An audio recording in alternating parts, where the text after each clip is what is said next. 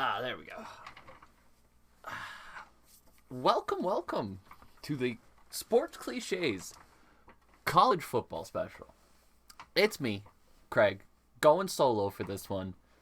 We got 44 games of football to cover. Tons of stuff here, going to be lots of fun. I think the best way to do this is just get started, and we're going to start you guys off with what we're going to start off with tomorrow. That is the Bahamas Bowl, featuring Middle Tennessee State, the Blue Raiders, and the Toledo Rockets. Toledo get 9 points here on this one. Big line. For obvious reason, Toledo has won its last 3 games by double-digit points. They are dominant right now against average competition, obviously. 33rd in the nation in rushing offense. Middle Tennessee State's rush defense, though, nothing to shake its head at itself. 32nd in the nation. Also, Middle Tennessee State causes a lot of turnovers. They got the 6th best turnover margin in NCAA. Most turnovers gained in the NCAA. But Toledo has committed the fewest. It's a close matchup, right? It's maybe a closer matchup on paper than they're being given credit for.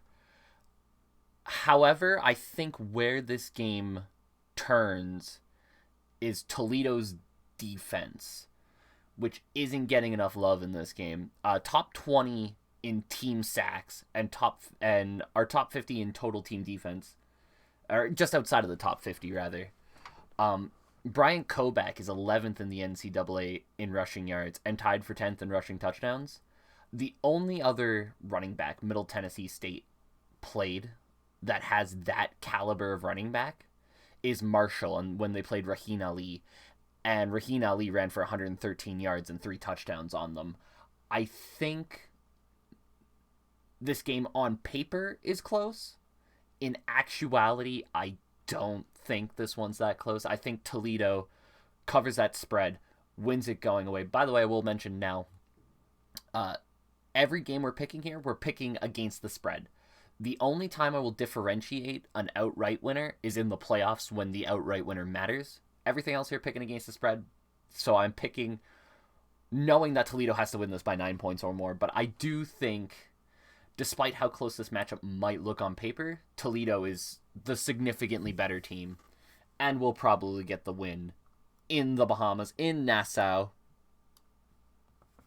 getting a decent result for the Rockets, having a nice season. I think I have them at 6-6 on the thing. I don't think that's true. I think they're 7-5. They are 7-5. That's my bad. Let's play the game, count the mistakes on here.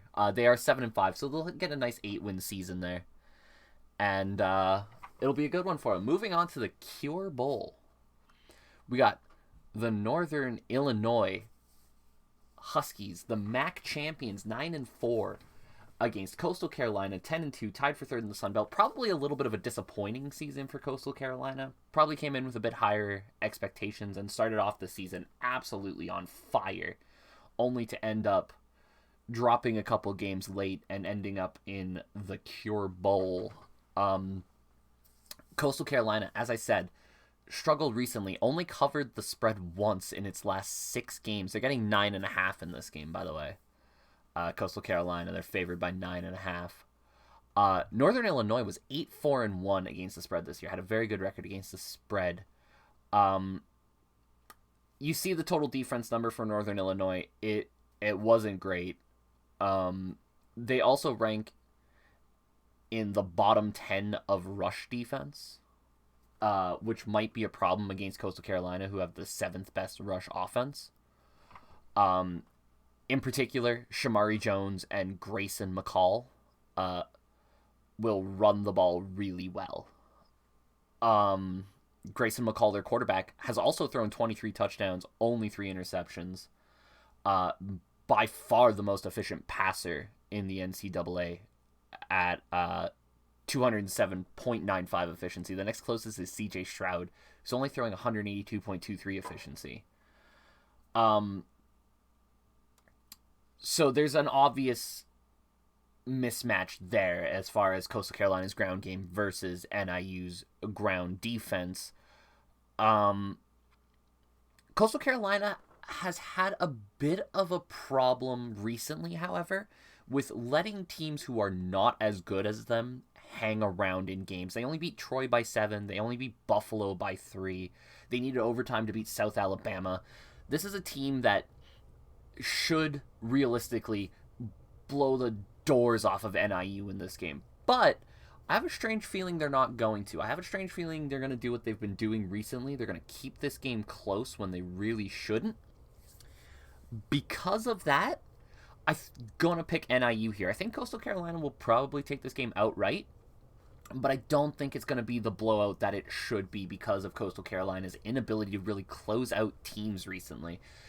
Disappointing season. It's going to end with 11 wins, so it's not going to look too bad, I suppose. But yeah, not quite what people had expected out of Coastal Carolina. Not what I had expected out of Coastal Carolina coming into this season. But 11-win season, you're not going to scoff at it, and especially as a non-Power 5 team. It's a positive season nonetheless. Moving forward to the last game tomorrow, the Boca Raton Bowl sees Appalachian State playing Western Kentucky. Appalachian State getting -3 here. Another team looking for an 11-win season, coming off of a probably disappointing loss in the Sun Belt Championship game, a game that Appalachian State probably looked at and thought they could win. Appalachian State, since becoming an FBS team, has never lost a bowl game. They are 6-0. This is obviously a contest between the runners-up in their conferences. Western Kentucky losing the Conference USA championship game in what was probably one of the best games of the year, an absolute shootout, losing to UTSA 49-41. App State keeping things close with Louisiana Lafayette, eventually dropping that game 24-16. You see it on the screen. Western Kentucky, second most points per game, second best offense in the nation, best passing offense in the nation, led by Bailey Zappi. I think it's Bailey Zappi, who's thrown for 5,570 yards, which is ridiculous. 56 touchdowns, also ridiculous. Only 11 interceptions. When you throw 56 touchdowns, you'll take 11 picks. This is a team that's going to huck the ball downfield. They like to throw the ball. They're going to try to cause problems for that App State defense, which has been very good for the most part this season. App State's quarterback, Chase Bryce, not having himself a bad year either. 3,020 yards, 23 touchdowns, 10 interceptions. Obviously not Bailey Zappi numbers, but not awful. Bailey Zappi could actually set the all-time FBS passing yards record in this game if he throws for 263, which seems pretty likely, and 4 touchdowns, which not out of the realm of possibility when you have an offense like Western Kentucky, right? I just mentioned 49-41 against UTSA. I think he threw for 4 in that game.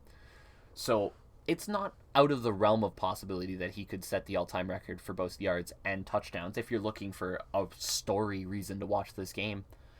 App State, obviously, again, you see it on the screen, 18th in total defense. That comes from the 19th ranked run defense and the 31st ranked pass defense.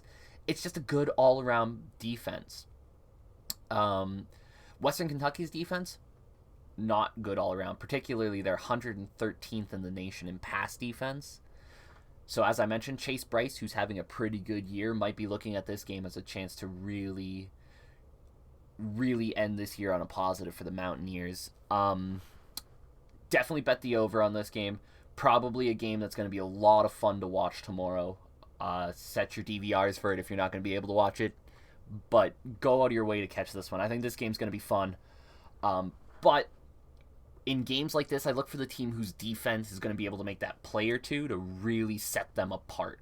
And in this case, that's Appalachian State. They got a decent defense. It's not going to be able to stop Western Kentucky, but it'll probably be able to make the play or two it needs to swing this game Appalachian State's way. -3 to App State. I don't know if I mentioned that, but I'm going to take App State with that -3. Before we move on really quick, I will mention the Celebration Bowl. I don't have an official pick for this one. It's South Carolina State University and Jackson State.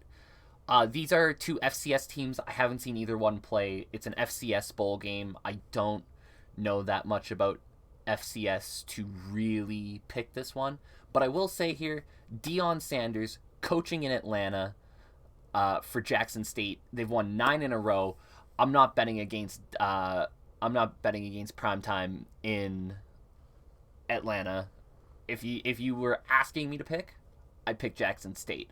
One last aside on this one, because I think there's something really cool that happened a couple days ago, and that's that Deion Sanders got number 2 recruit in the nation, Travis Hunter Jr., to decommit from Florida State to go to an FCS school. It's the first time in history that a 5-star recruit has gone to an FCS school, and I think what Deion Sanders is doing at Jackson State is just awesome, and he deserves a lot of credit for it, because coaching FCS schools is hard. So shout-outs to Deion Sanders. If you're gonna watch the Celebration Bowl, give my boy Deion some love. Go Jackson State. But moving on to the bowl games we are actually predicting, we got the New Mexico Bowl, the UTEP Miners, and the Fresno State Bulldogs. Fresno State getting 13.5 in this one, and for good reason. I mean, again, the numbers on the screen tell you a lot about this game. Defenses are roughly the same, but Fresno State has a phenomenal offense and score a decent chunk of points. UTEP does not do that. On paper, blowout. Fresno State narrowly lost to Oregon. Like, they really could have taken that Oregon team. And a couple bad performances against Boise State and Hawaii, but outside of that, phenomenal year at 9-3. They looked like a tough out every week. UTEP, on the other hand, that 7-5 record might not look too bad, but that 7-5 record also has struggling to beat Bethune-Cookman University. If you haven't heard of Bethune-Cookman University, you're not alone. There's a lot of people who haven't. No offense to the Wildcats, by the way. Shout out Bethune-Cookman Wildcats, but when you're struggling with FCS schools, you're probably not that great of a team. However, there's a big however in this one. Kalen DeBoer, Fresno State's coach, is off to Washington, so they don't have their coach. Jake Haener, their quarterback this year, who's been phenomenal, left in the transfer portal. That means the 9th best passing offense in college football is going to be without their quarterback. Fresno State does not run the ball well. They're 92nd in the nation in running the ball. Though their defense is respectable, I wonder if their offense is going to be able to do anything without their quarterback and without much of a run game to speak of. Right? UTEP's defense, you see it on the screen, 31st in the nation. That is made up of the 42nd rush defense, 30th pass defense. They've been a respectable defense this season. Will UTEP's 73rd ranked offense be able to capitalize on a weak inside? Hard to say. UTEP hasn't won a bowl game since 1967. They're making their first bowl appearance in 2014. But I don't know. All the stuff that's happening around Fresno State, I think I smell upset. And I'm getting 13.5 points to pick that upset that I smell. So I'm going to pick it. I think UTEP might steal away the New Mexico Bowl, get a big win for their program, something that UTEP's needed for a while now. UTEP is a team that I distinctly remember going back to like NCAA 14 was the team that you picked if you wanted a hard challenge, right? Like if you wanted to really challenge yourself, you picked like UTEP. That's still the case nowadays. If there was a college football game, you'd still pick UTEP in that case. But maybe a win in the New Mexico Bowl, which doesn't sound like much for a program like UTEP, maybe that helps them build something here. I like UTEP in this game. I think Fresno State's having too much to deal with here to overcome it. The Independence Bowl features an independent this year. Nice to see. You got number 12 BYU going up against UAB. BYU 10-2 on the season. UAB finishing 3rd in the Conference USA. They're respectable 8-4. BYU getting -8 in this one. Something of a concern coming into this game, if you're looking at it from the betting line, is BYU is 3-7 against the spread this year. They have not done great at covering spreads. UAB, on the other hand, 8-3-1. They've been very impressive against the spread. 7th in the nation with that mark. Really, this matchup is an interesting strength versus strength matchup. You got Tyler Allgeier versus the 12th ranked run defense in UAB. Allgaier's been phenomenal all season for BYU. If you haven't heard of him, get ready to hear about him. He's a guy who I think projects really well into the NFL game. 1,409 yards on the year, 20 touchdowns. That being said, probably Allgaier's weakest game of the year was against Utah, who is the 21st ranked run defense in the nation. It's the only other really strong run defense he played this year. Only ran for 97 yards on 27 touches, so that's only 3.6 average. Didn't score a touchdown. Could UAB potentially do the same thing? Maybe. However, BYU also does boast a very strong passing game. Sophomore QB Jaron Hall has been very good this year, over 2,500 yards, 20 touchdowns, only 5 picks. UAB's pass defense is okay, but it's certainly not what their run defense is. And despite their defensive strength, UAB's offense has not been a strength at all. UAB's offense is best described as average, right? Tied 78th in the nation in yards per game, 58th in scoring offense.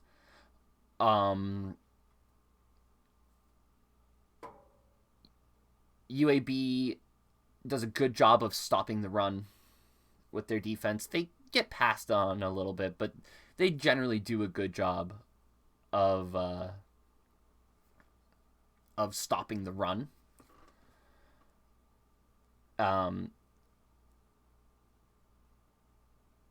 DeAndre Torrey and Rasheen Ali, two names that you're going to hear a few times when I use to compare great running backs to in this, held in check very well by UAB this year.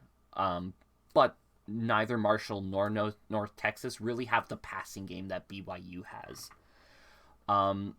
They might be able to make things interesting if they can hold Allgaier in check and force BYU to really pass it over them, but I think BYU can pass it over them if they need to. -8's a lot in a game that could be made close by a decent UAB defense, but I still like BYU here enough that I'll take 8 points and I'll take BYU on this one. I think they're just a better team all around, and I just don't think UAB is going to be able to score enough points to take advantage of any openings their defense creates for them. And now, we're off to everybody's favorite bowl game, I'm sure. The Lending Tree Bowl. Get ready, by the way, because we got some silly names for bowl games coming up here. If you guys enjoy silly names, there's some bowl games up ahead that are for you. But in the Lending Tree Bowl, we got the Liberty Flames getting 7 points against the Eastern Michigan Eagles. Liberty, of course, an independent. Eastern Michigan, I don't know why I wrote 7-7. They are 7-5 this year. I wrote up like 43 of these slides. You're going to have to forgive me. There's going to be a couple mistakes here. 7-5 on the year. Tied for 6th in the MAC. This game is really a showcase game for Malik Willis. Another name that if you're not familiar with, get used to it. This is a guy who is very high up on most people's draft boards. Is he a first rounder? Maybe. Definitely a second rounder. I think a lot of NFL scouts are really interested in Malik Willis. Threw for 2,631 yards this year, 24 touchdowns, 12 interceptions. It's a little bit concerning, I think. But ultimately, this is the game where the scouts are going to watch, right? When you're in a bowl game, you're on by yourself. You don't need to worry about anybody else. Teams who are interested in Malik Willis are going to come out, and I think he's going to put on a show. Especially against an Eastern Michigan defense, which, as you see, has been poor, and their pass defense I could nicely describe as average. Even worse is Eastern Michigan's run defense is not average. It's significantly less than average. 110th in the FBS, allowing almost 200 yards a game. Malik Willis has ran for 820 yards with 11 touchdowns this year. He's been their most consistent runner, but they do have guys like Joshua Mack, TJ Green, Cedro Lewis, who can all run the ball efficiently.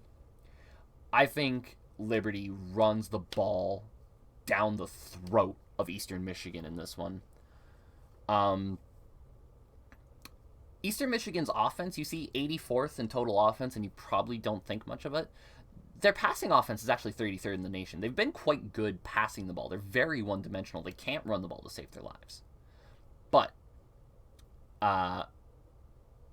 they do pass the ball quite well. And Liberty's biggest weakness this year has actually been their turnover margin. They don't create a lot of turnovers, and they give the ball over a decent amount.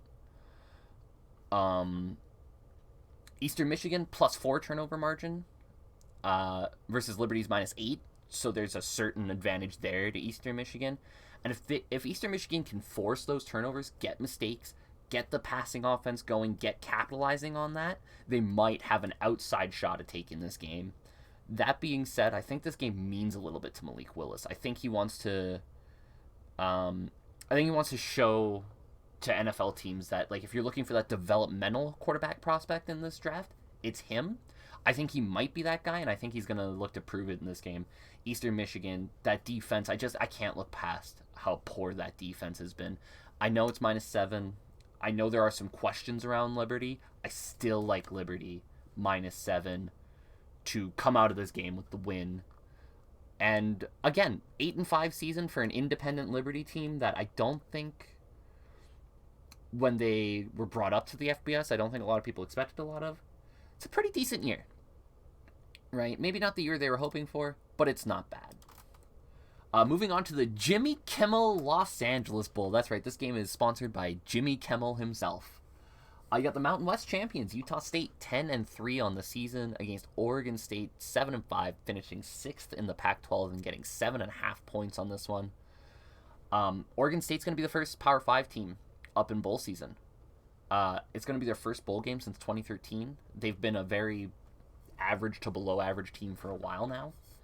And they come in as massive favorites. The line is kind of surprising when you look at Oregon State's defense. It's not great. 87th ranked pass defense, 57th ranked run defense. It's a defense that goes up against a top 20 offense in Utah State. And probably, if you're the coaching staff for Oregon State, you don't say this out loud, but you're probably a little bit nervous about it. Utah State's running game is average, I would say. I mean, it's literally dead average in the FBS. 82nd, it's like right in the middle. But Logan Bonner is where this team shines, right? Their senior quarterback, 3,560 yards, 36 touchdowns, 11 interceptions. Again, the interception number is a little bit higher than you'd want, but when you've thrown 36 touchdowns, you take 11 interceptions. In the conference championship game against San Diego State, Bonner threw for 318 and 4 touchdowns. And that's with the second best receiver in the nation this year, Devin Tompkins, having a very quiet game. Against this Oregon State defense, Devin Tompkins not going to have a quiet game. Tompkins this year caught almost 100 passes, 1,500 yards, 9 touchdowns. Oregon State has not been able to cover anybody in the passing game this year. That's an area that Utah State's going to look to exploit. Oregon State's offense is actually the exact inverse of Utah State's, where their passing game, very unspectacular. Center of the pack, really, 85th in FBS, 213 yards a game, 19 touchdowns, 11 interceptions between their quarterbacks. Meh. Distinctly average. But they do have running back B.J. Baylor, and B.J. Baylor is a game changer. Ran for 1,250 yards this year, 13 touchdowns, averaging 6.2 a carry, and only fumbled the ball 4 times. Recovered 2 of those fumbles himself, so he's only given up the ball twice. Oregon State got torched by the aforementioned Tyler Allgeier early this year for 218 and 3 touchdowns. And their run defense as a whole is allowing 162.6 yards per game. So you got this interesting matchup here where you have Utah State, who have this phenomenal passing offense, versus Oregon State's not great passing defense. And you got Oregon State, who's got this phenomenal running back, against Utah State's not great running defense. And you get this interesting game that could end up being quite high scoring, quite close. And for some reason, they got this line at 7.5 to Oregon. I don't see it. Oregon State could very well win this. Absolutely. BJ Baylor is going to have a big game here. I have no doubt about that. But I also think Logan Bonner is going to have a big game. I think this game's close, right down to the wire. Could go either way. 7.5 points? I don't see anybody winning by 7.5 in this one. I'll take Utah State with that line. I think this game's going to be a fascinating watch for sure, right down to the wire. But moving forward to the R&L Carriers New Orleans Bowl. In case you guys haven't figured it out yet, sponsorship is a big part of bowl season. You got the 12-1 Louisiana Raging Cajuns, Sun Belt champs, versus the Marshall Thundering Herd, 7-5, finishing a respectable 4th in the Conference USA. The Raging Cajuns are getting 5.5 points in this game. They are 6-7 against the spread this year. However, the only time they were single-digit favorites this season, they covered the spread. A lot of the problem with Louisiana's against the spread number is because they were so much better than a lot of the Sun Belt teams. They just got these ridiculous numbers. They were minus 25 to win games.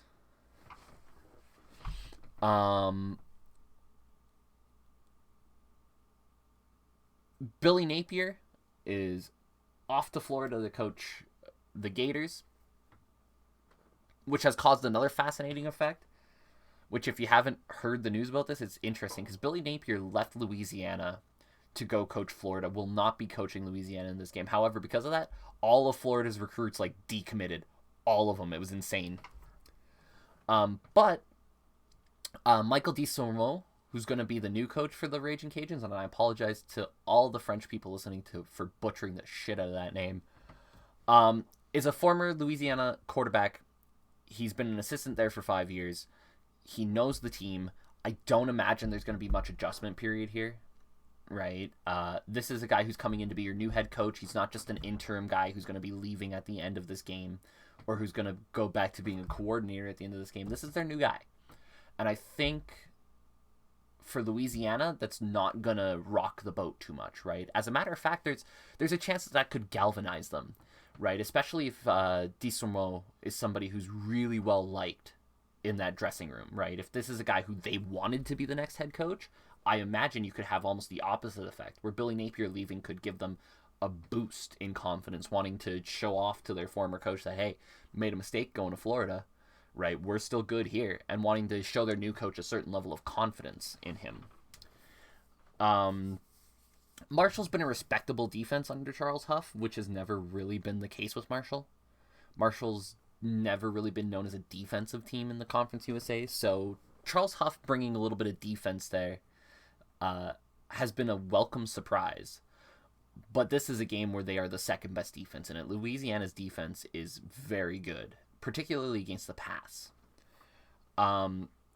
They got 37 sacks on the year.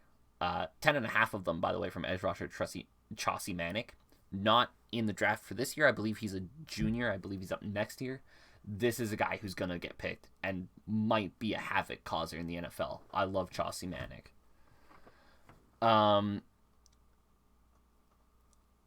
With the front line like that, what you hope for Louisiana is they're able to put pressure on Rasheen Ali, who is really Marshall's difference maker. Louisiana's run defense isn't great, but it's kind of weirdly weighted. They started off the year giving back-to-back 100-yard games. Only gave up one more 100-yard games in the final 11 games of the season. All that being said, they have not played a running back like Rasheen Ali this year. Rasheen Ali's a freshman who ran for 1,241 yards and 20 touchdowns. This guy does everything for Marshall. He is their offense. Grant Wells, as a freshman, been respectable at quarterback with 3,433 yards, but 16 touchdowns and 12 interceptions is a ratio that's a little bit concerning when you play a defense like Louisiana Lafayette, who is very good. second best turnover margin in the NCAA, top 25 in turnovers gained. They make quarterbacks make mistakes. This is a game where defenses are going to play a big role. And I think Louisiana Lafayette's ability to really force turnovers and not turn the ball over themselves is going to be where this game kind of shifts, right? I like Louisiana to win this game. I think it's going to be a lower scoring game. I think Marshall's going to have a lot of the ball, but I don't think they're going to be able to really find that breakthrough and do anything with it. Whereas with Louisiana, they're going to cause some mistakes. They're going to cause a couple turnovers. Their offense, not great, but certainly good enough to take advantage of what they get from their defense in this one, I think.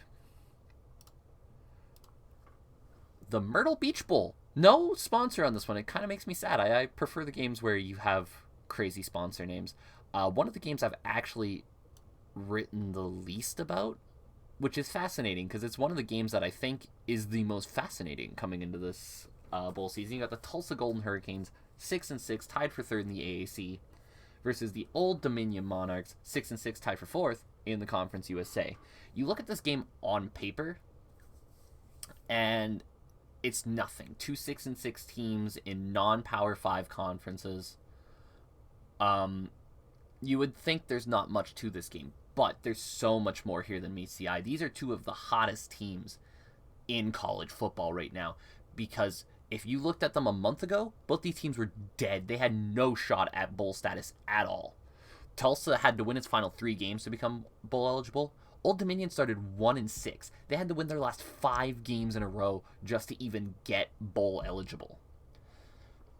Would have never predicted it in a million years. It's a borderline miracle push for Old Dominion, who looked really bad at the start of the season. They looked like legitimately a team that might win 2 games all season, fire the coaching staff.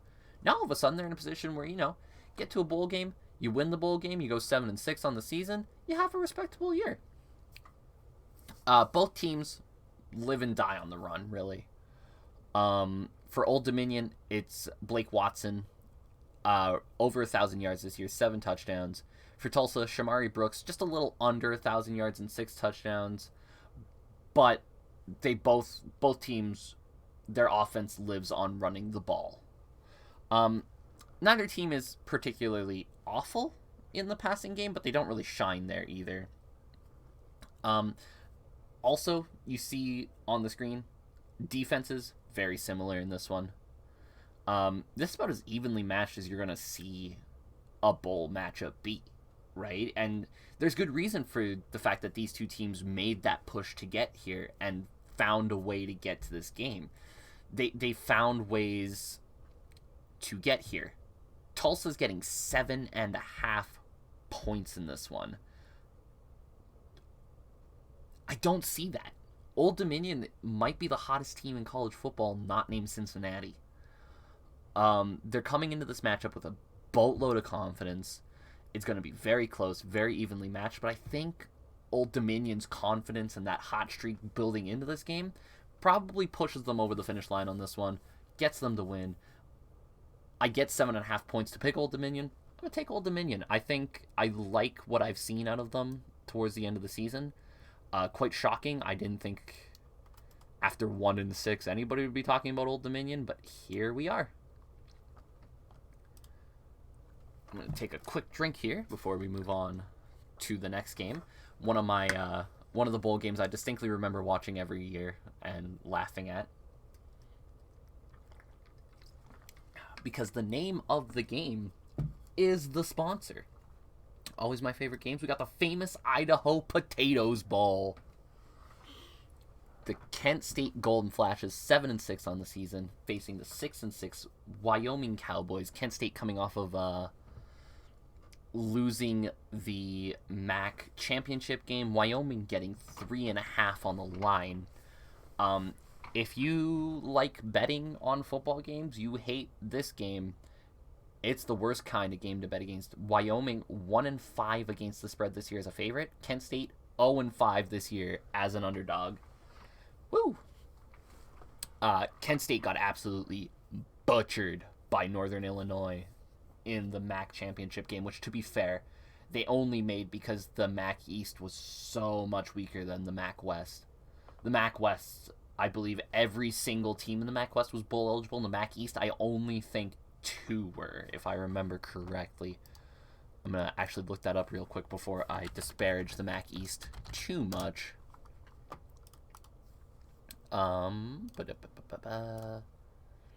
Yeah, only Kent State and Miami, Ohio in the MAC East were bowl eligible. Every other team did not make bowl eligibility. It's bad. MAC East was bad this year.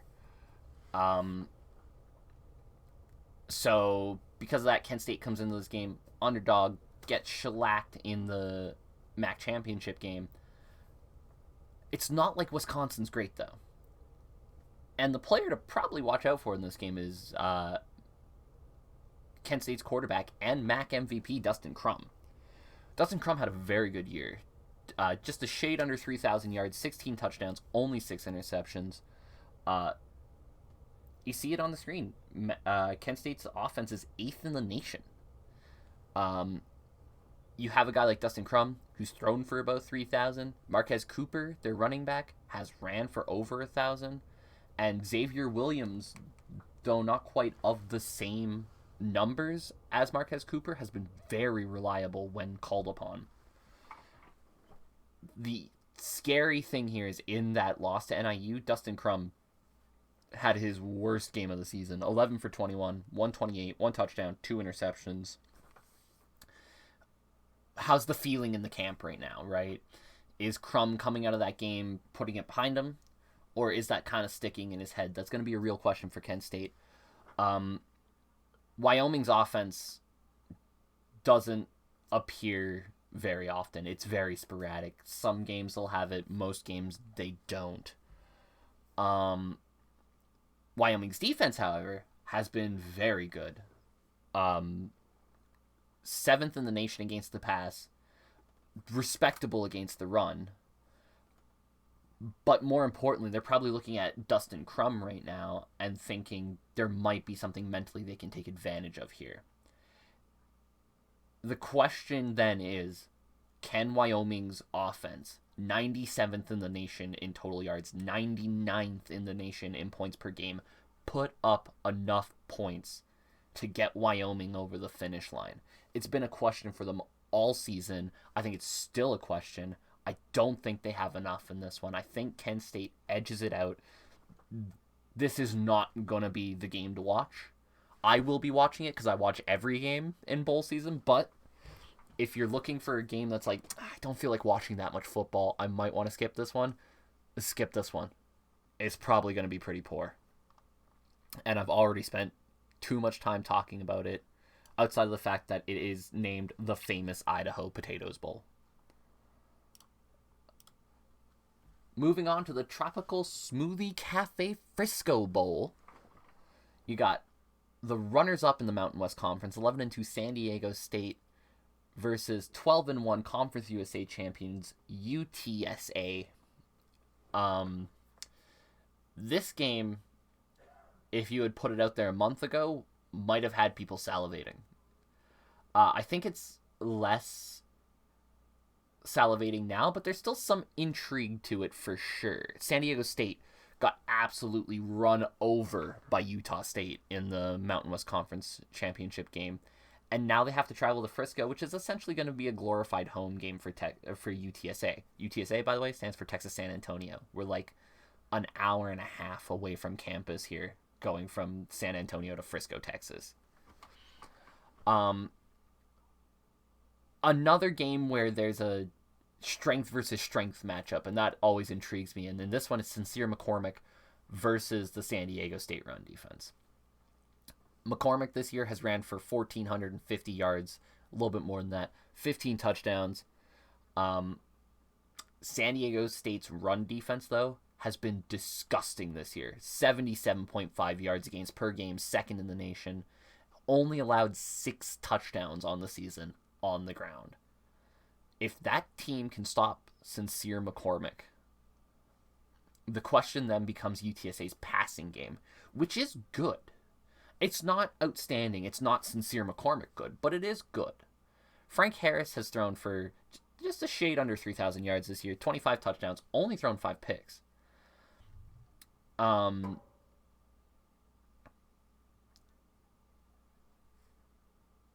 Diego State's offense not really been up to snuff this year. 110th in the nation, you see it there. They don't throw the ball particularly well. Greg Bell has ran the ball okay, 990 yards, 8 touchdowns. It's a good season. It's not a Sincere McCormick season. It's not an elite running back season, but it's a good season. I just don't think San Diego State here has the consistency on offense to really threaten UTSA, who, again, respectable defense, not an outstanding defense, but a very respectable one.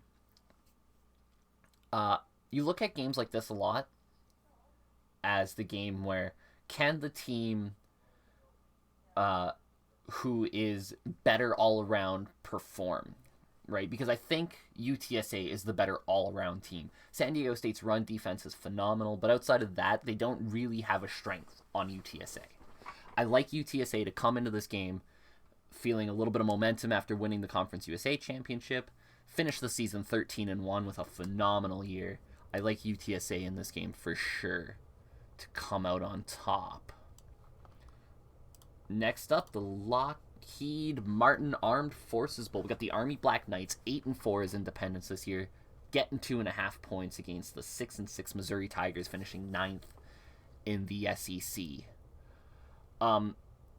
There was a point in time where this matchup would have been a laughable walkover for Army.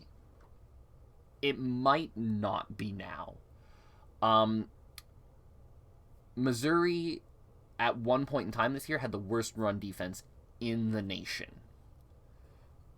Literally, I could have ran for 100 yards against Missouri's defense at a point this year. They were bad.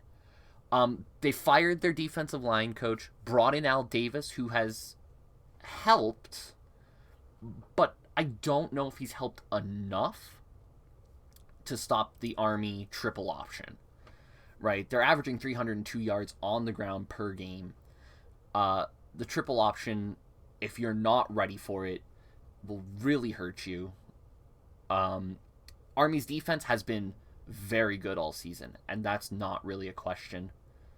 I would give you one runner to look at for Army, but it's almost pointless to do when you run a triple option. The thing with the triple option is, on any given day, anybody who touches the ball can be your playmaker, right? It all depends on how the defense plays you.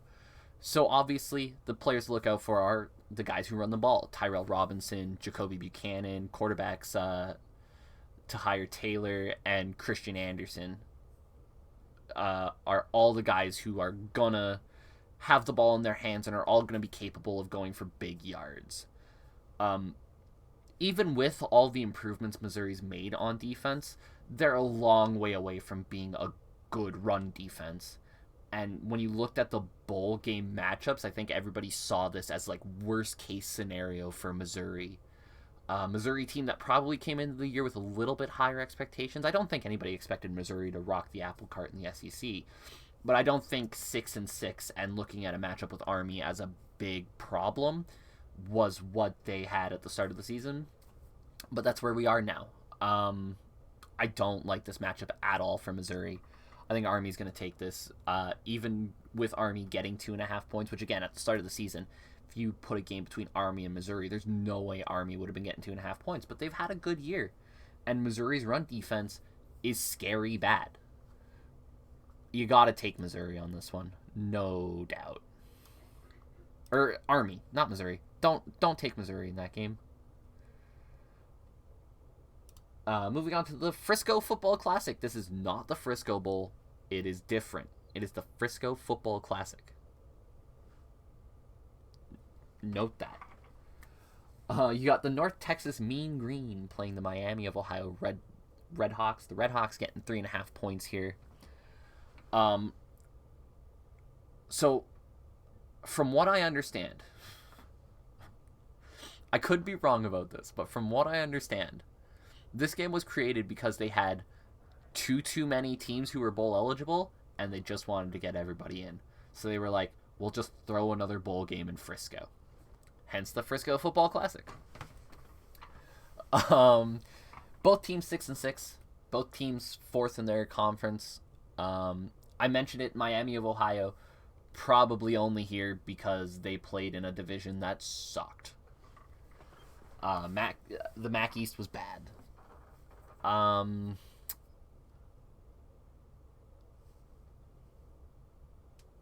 North Texas is another one of those teams that started out absolutely abysmally.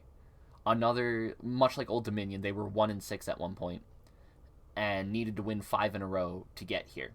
Unlike Old Dominion, they had to run into ranked and at the time unbeaten UTSA and beat the snot out of them. 45-23 demolition job of UTSA, who at the time looked like they were going to run through Conference USA and potentially sneak into a New Year's Six bowl game as a non-Power 5 team. There was legitimate talk about, will UTSA sneak into one of those spots? Obviously, North Texas comes in, rolls UTSA. That's not going to happen for UTSA now. But North Texas ends up with a virtual home game. Again, Frisco, Texas, we're hours away from the North Texas campus. Meanwhile, Miami of Ohio, obviously coming from Ohio. North Texas lives and dies on the run.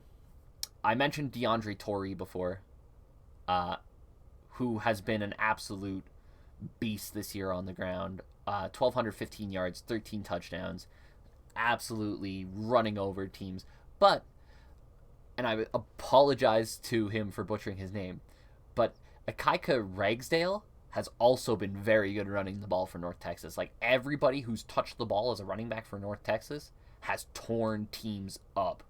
And it's really what's helped North Texas go on this 5-game win streak to get to this point. Miami of Ohio's run defense, average, 64th in the nation, allowing about 150 yards a game on the ground. Certainly a team that wouldn't be the kind of team that North Texas would fear. North Texas's pass defense, 69th in the nation. However, Miami in the last 5 games have gotten a new quarterback in, who at that time has thrown just 17 touchdowns and 4 interceptions. And that is a man named Brett Gabbert, younger brother of Blaine. Shout out to Blaine Gabbert, who somehow still has a job in the NFL. Brett Gabbert played very well for Miami of Ohio recently. If Brett Gabbert can keep that up, he can probably give the Red Hawks a chance to win this game. But North Texas has gone into games against much better run defenses and steamrolled them. North Texas, I think, is going to get the ball. They're going to keep the ball. They're going to run, and they're just going to make things hard for Miami. Come out of this season finishing 6-7 and having an unbelievable comeback to a season that looked dead in the water. Like, they were 1-6, and they look like they're going to end this game. And my guess is they're going to end this game 7-6, over 500 record. Very good year for the North Texas Mean Green. Give me North Texas in this one, for sure. Next up, we got the Union Home Mortgage Gasparilla Bowl. Got the 6-6 Florida Gators, 13th in the SEC, not having a great year. Facing UCF, 8-4, third in the ACC. Florida getting 7.5 in this one. A couple years ago, man, this game would have been so much fun. There's a lot, for those of you who don't know the story behind this game, there's actually a decent amount of animosity between these two schools. When UCF was running things, like the 13-0 UCF that probably should have made a playoffs and didn't, and then ended up winning their bowl game against Georgia, I want to say. It was an SEC team. But they actually accused the Florida Gators of intention, like they called Florida to schedule them, and Florida apparently turned it down, and they accused it of being out of fear, right? That they were scared that they were going to play another Florida team and who is not of the same stature as Florida and get blown out by them. So a couple years ago, when that UCF team was at its peak, when this Florida team was very good, and there was a lot of animosity there, this game could have been really fun. And it's not the case this year. Their main numbers here, like you see them on the screen, top 50 in total offense, total defense, and points per game. You might wonder how a team like that ends up 6-6, and the answer is Florida's underlying numbers to those are really bad. 121st in the nation with a -9 turnover margin, committing 21 turnovers this year, despite only forcing 12. They're the 10th most penalized team in college football. They were 98th in punt return defense and 110th in kick return defense. Teams were starting way down the field against them. They were just turning the ball over, giving up big punt returns, big kick returns, giving up penalties. Undisciplined, right? The name for it is undisciplined football, is what they were doing. Florida will be without Jacob Copeland. He left in the transfer portal. So did their tackles leader, Mahmoud Diabate, also off in the transfer portal. There's a couple big losses for Florida. Despite all that, Florida come into this game as favorites. Looking to impress Billy Napier, we mentioned left Louisiana, coming to Florida. He's going to be in the crowd, probably be watching, looking to gauge who's going to be his guys for next season. That's going to be important. The other reason they're probably favorites in this game is UCF's offense stinks. They run the ball fine enough. They're 35th in the nation in running the ball. Johnny Richardson, Mark Anthony Richards, and maybe Isaiah Bowser. We'll see if he's going to be back or not. If he is, huge plus for UCF. But at the very least, those two first guys I named all can run the ball well. If they get back Isaiah Bowser, that's going to be massive. But it's touch and go at the moment, I think. The issue for UCF comes when they try to pass the ball, which they just can't do well. They go through big streaks too where they struggle to really put the ball in the end zone consistently. Like they'll move the ball fine enough, but they just can't get it in. The other issue for UCF coming into this is they have been bad against their two toughest games defensively. They gave up 56 to Cincinnati, 55 to SMU. I don't think Florida is as good as those teams, but I certainly think they're one of the stronger teams they're going to play this year.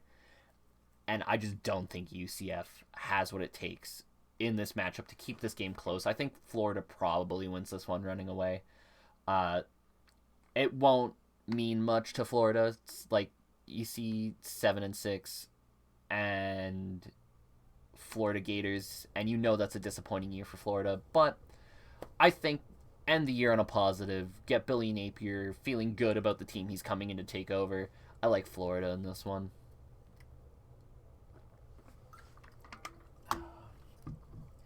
Moving forward to the easy post-Hawaii Bowl. We got the Hawaii Rainbow Warriors on Christmas Eve hosting the Memphis Tigers. Memphis getting 3.5. This is one that I did not screw up, by the way. I know you see that 6-7 record on the screen and you go, wait a second. That doesn't add up. Craig did another mistake. No, I didn't. There's a rule in NCAA that says teams who have to play a game in Hawaii are allowed to schedule an extra game. Hawaii took advantage of that. Because of that, they are bowl eligible despite being under 500. Figured I'd settle that one right now before I get called out for making another mistake. Pretty evenly matched game here, to be honest with you. The Rainbow Warriors, they usually play in Hawaii on bowl day when they get into bowl games, which isn't really that often. They're not a great program per se, but they get to host Memphis. It's a big factor for Hawaii. They're 4-2 at home against the spread. Memphis as favorites this year haven't been great at 2-5. And despite starting really well, Memphis, they started out 3-0, beat Mississippi State. The Tigers, after that point, have just fallen off the earth.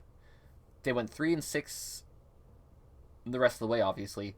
Needed a last week win against Tulane to even be eligible for this game. And they haven't looked good recently. Seth Hennigan has played pretty well as a true freshman. 3,322 yards, 25 touchdowns, 8 interceptions. His problem has not been him, though. He has been sacked 23 times. And they are facing Darius Muasau. And that is really scary when you have a bad offensive line. Darius Muasau this year, 7 sacks, 5 forced fumbles.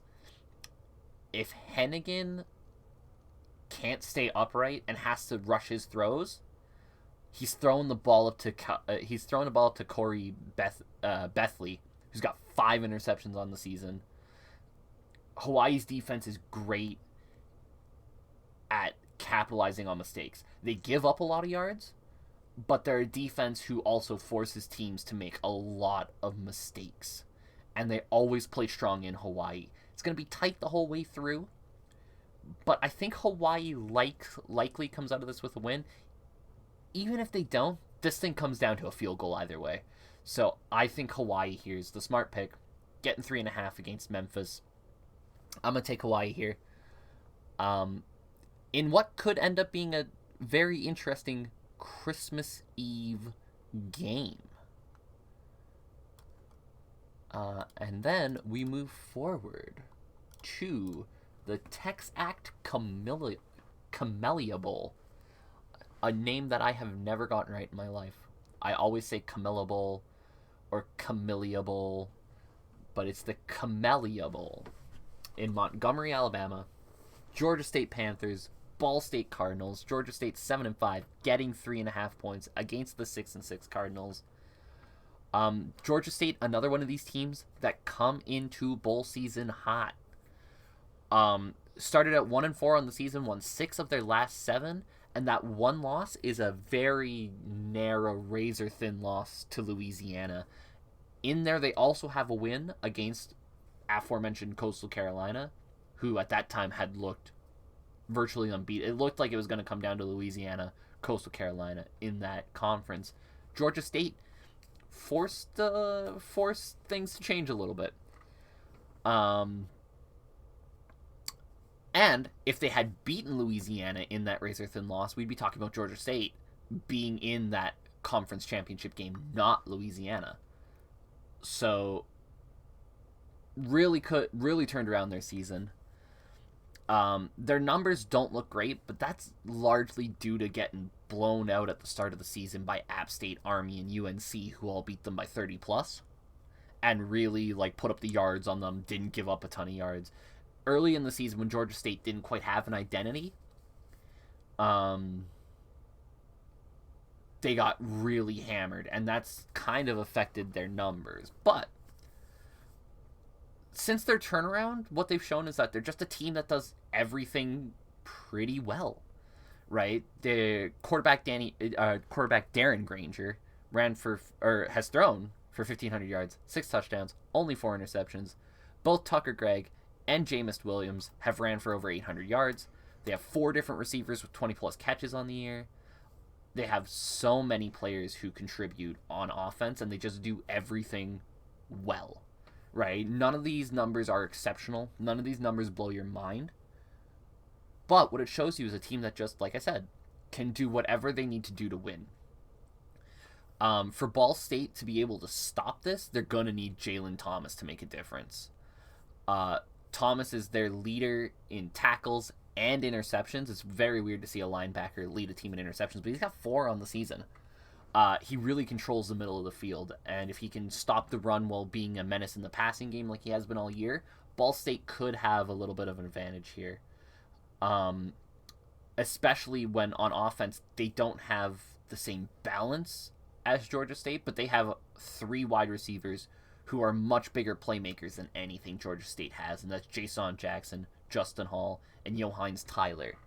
All of them have over 400 yards on 40 catches. For Georgia State, you need to stop at least two of them, right? I don't think it's possible to stop all three of those guys, but if you can stop at least two of them, you're probably going to give yourself a chance to win here.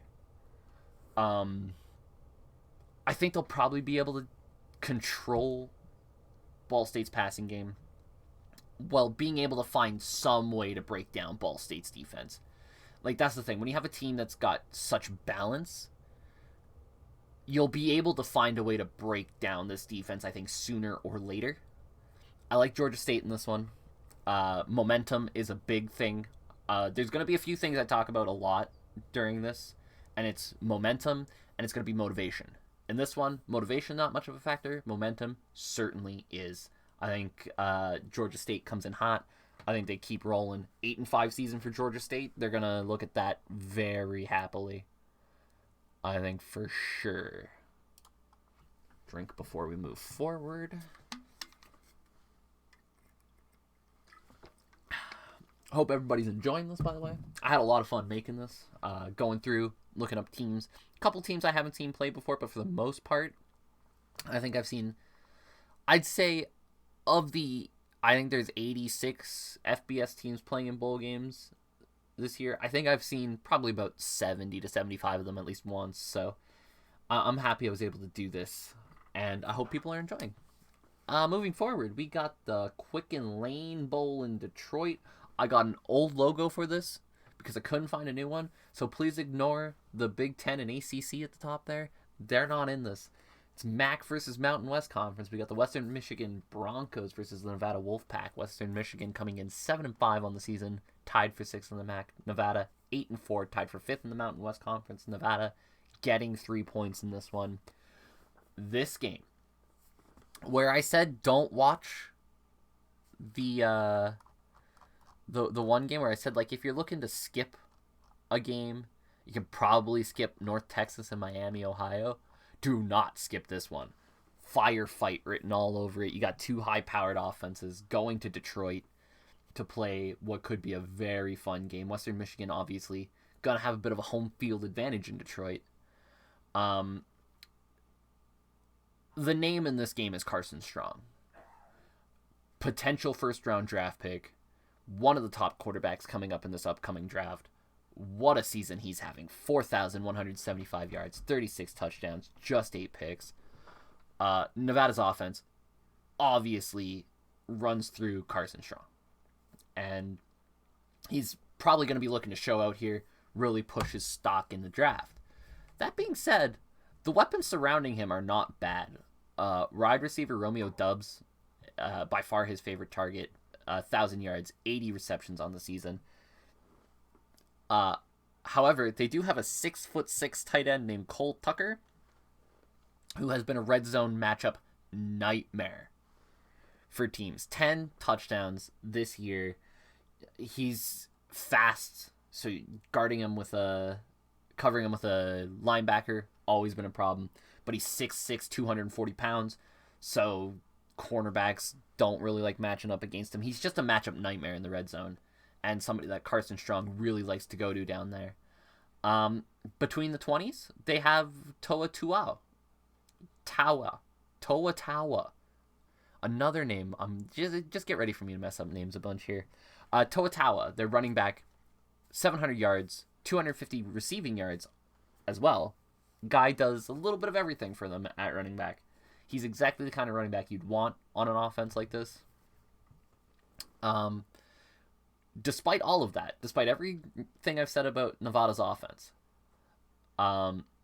their defense has been almost as bad this year, especially against teams who can run the ball.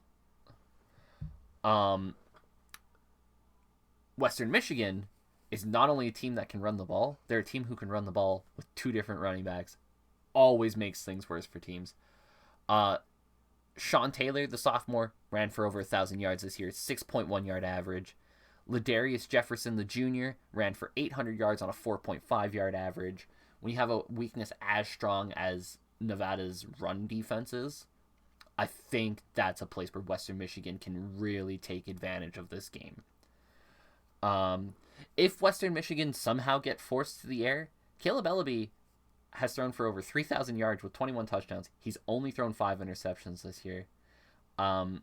Sky Moore is his primary target. 91 receptions, 1,256 yards, 9 touchdowns. He's been phenomenal this year. Western Michigan's offense is a little bit of a do-it-all offense. It doesn't matter what they need to do, they can do it well. This game, I think, is probably going to come down to the run game, but Caleb Ellaby can match Carson Strong in a firefight, I think.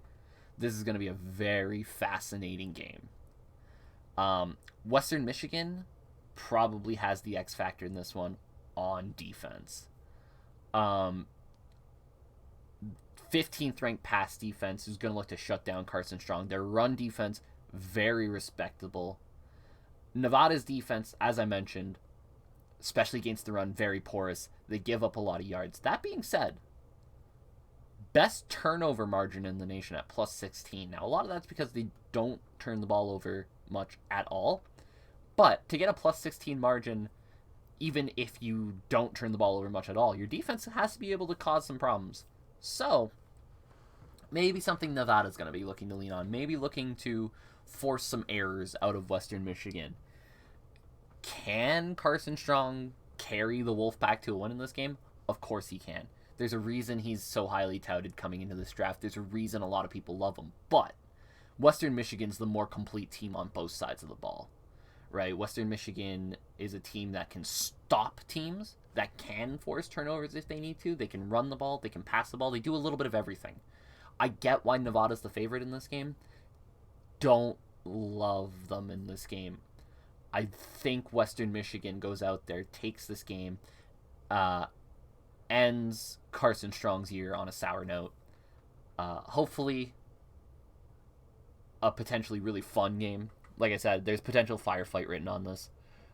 I just think when you look at a game like this, Western Michigan's defense could be a key. We got the Military Bowl presented by Puritan. Yes, that is the name, that whole thing. 6-6 Boston College Eagles, 11th in the ACC versus the 7-5 ECU Pirates. Boston College getting 3.5 on this one. Very evenly matched teams. I will say you're going to hear that a lot out of me this year, I think. And I will give a shout out to the bowl committee who made these games. They did a good job of matching up teams that match up well. Right? You sometimes get games where you got a decent SEC team against a decent non-Power 5 team, and you go, well, that's a bit of a mismatch.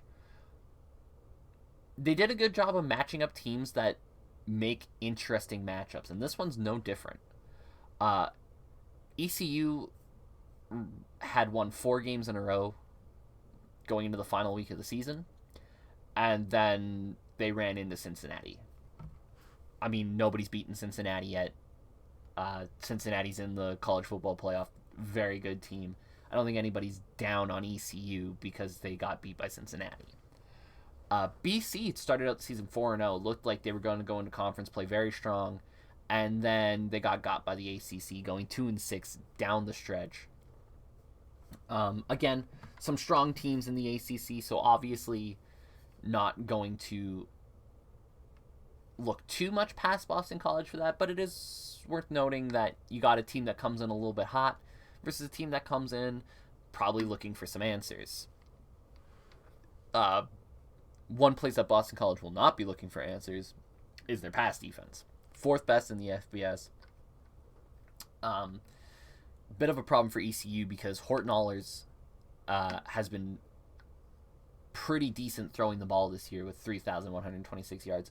Only 8 touchdowns and 10 interceptions. So Allers is going to have to be smart with the ball in this one. When you're playing a good pass defense like this, they're not going to give you much. He can't get caught forcing the ball places. ECU turning the ball over a lot is going to be a path to losing this game. Tyler Snead has been Aller's go-to weapon this year with 855 yards, 4 touchdowns. He's also, by the way, as an aside, just throwing this one out here as like a potential something could happen. Snead has thrown 5 passes this year and has 2 touchdowns on those 5 throws. So maybe something to look out for if they decide to get spicy with their play calling a little bit. However, when you see the 35th ranked total defense and you hear that they have the 4th ranked pass defense, you know there's a little bit of a problem this year and that's the 97th ranked run defense Boston College has. And Keaton Mitchell has ran for 1,132 yards this year for ECU. Rajai Harris, by the way, has also ran for 579 yards. So if ECU can get the ball rolling downfield with the run, might make things a little bit easier for Horton Allers for sure.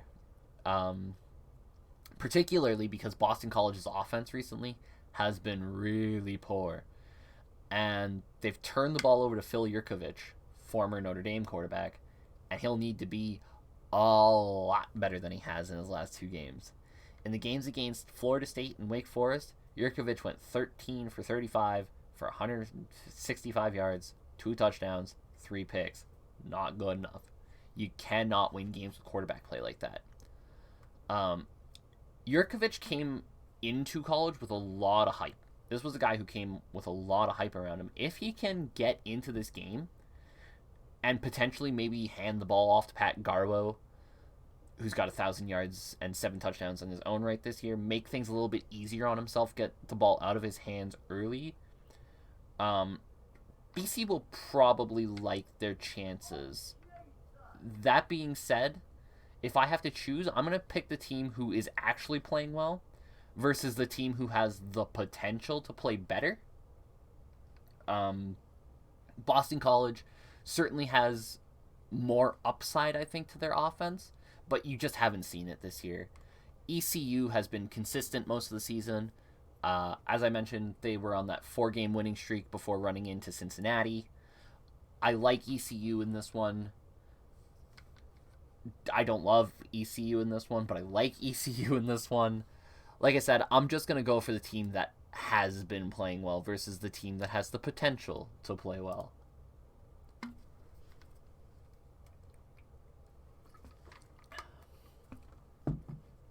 Going forward, we got the Ticket Smarter Birmingham Bowl.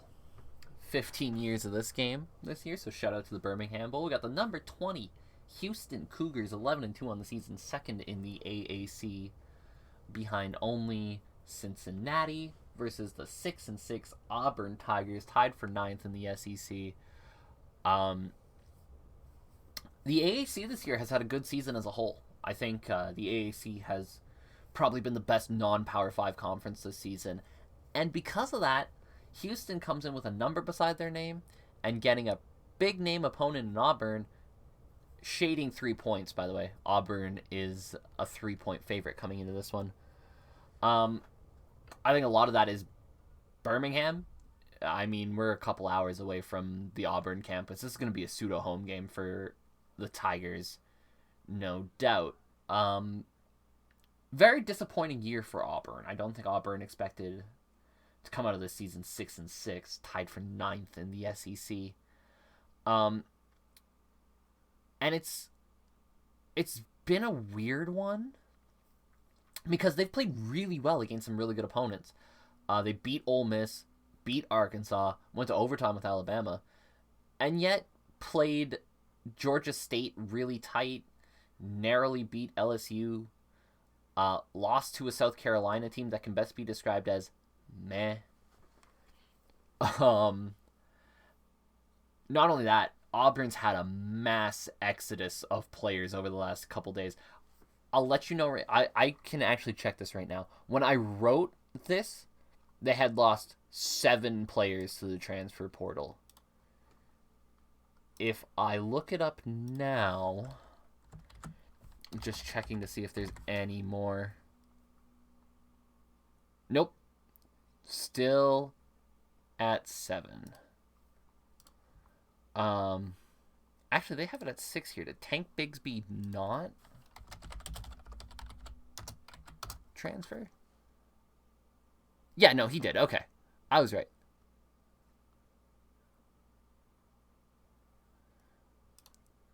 Maybe. Tigers leading. Oh, no, he's decided to stay at Auburn. So that's actually a big thing for Auburn if Tank Bigsby is staying and plays. As it is right now, Tashawn Manning, their starting guard, Bo Nix, their former starting quarterback, we'll talk about him in a bit, are out of this game. I don't know if Tank Bigsby will be playing or not. If Bigsby plays, that's huge. Because he's been their starting running back for most of the season, has been a big contributor to that running game. So hopefully, for Auburn fans, they have Bigsby in the game. That'll make them feel a lot better about this. Nix, at the start of the season, had actually played pretty well. He threw for over 2,300 yards, but only had 11 touchdowns through the air. And something that was really holding back Auburn was their inability to finish drives. Finley took over in the last 2 games. Mixed results, I'd say. He did get 3 touchdowns to only 1 interception in those 2 games. Again, maybe showing a lack of that finishing ability. And Auburn in those 2 losses, both those games were losses, by the way, had 17 and 22 points. And that 22 points came in a triple overtime game. So they're still having trouble getting in the end zone. That task is made even harder by playing the 6th ranked defense in FBS in Houston. 44 sacks on the year, 5th in the nation, top 20 in the nation in turnovers caused. Cornerback Marcus Jones has 5 interceptions. That ties him for 2nd in the FBS. Defensive lineman DeAnthony Jones, 4 forced fumbles. That's a top 10 number in the FBS. When the offense gets the ball, Clayton Tune is very good. 3,263 yards, 29 touchdowns to 9 interceptions. I know the yardage number for Houston doesn't look outstanding, but you got to understand, when you got a team that causes as many turnovers as Houston does, you're not often playing with a long field. This is a team that's 14th in the nation in scoring offense, and it's because when they get the ball, Houston tends to score it. They don't leave a lot of opportunities on the table. Ruthlessly efficient offense for Houston. Their defense smells blood in the water whenever teams make a mistake. Even if Tank Bigsby is playing in this game, I just don't see Houston giving up the kind of points Auburn would need to win this game. Auburn just cannot score right now.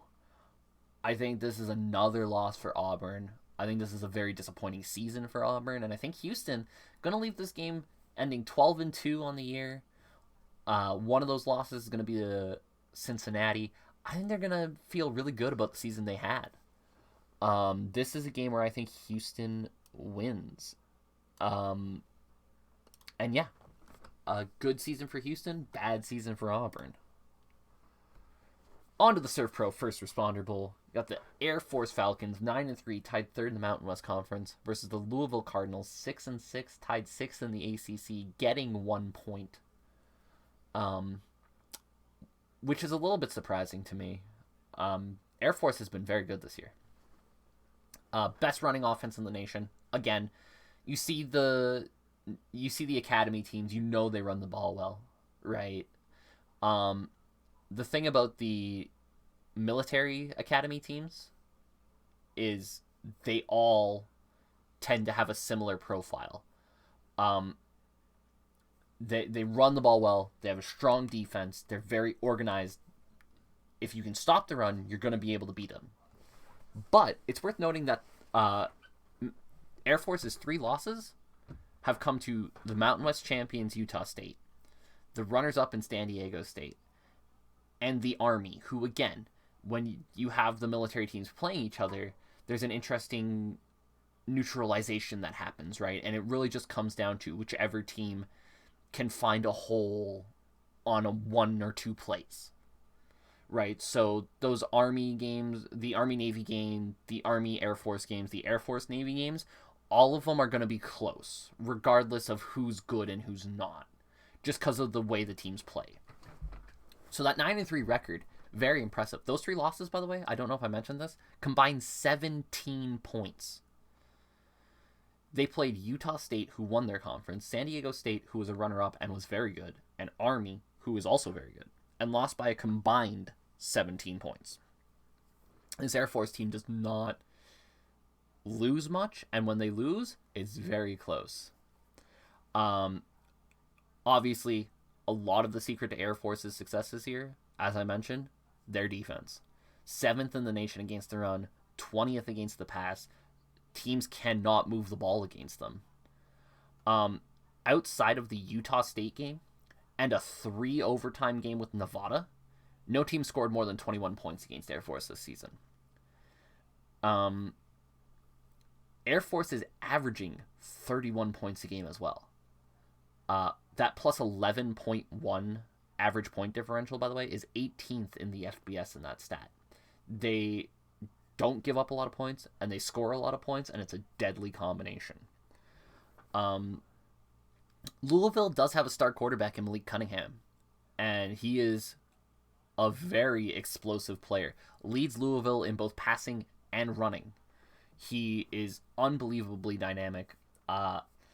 Projects very similarly to the quarterback who he is following in Lamar Jackson.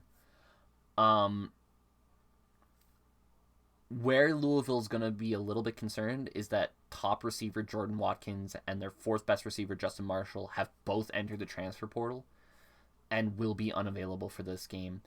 It's going to put a lot of pressure on Marshawn Ford. Marshawn Ford for a tight end is not the big body tight end you're used to seeing. I would compare him more to Kyle Pitts. Only 6'2", 240 pounds. Plays more like a wide receiver. He's going to have to be their primary target in this game. Air Force is going to make things tough on Louisville.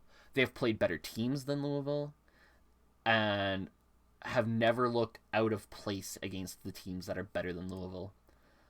Louisville, on the other hand, when they play teams that are better than them, they've lost. They made bowl eligibility by picking off the bottom feeders in the ACC.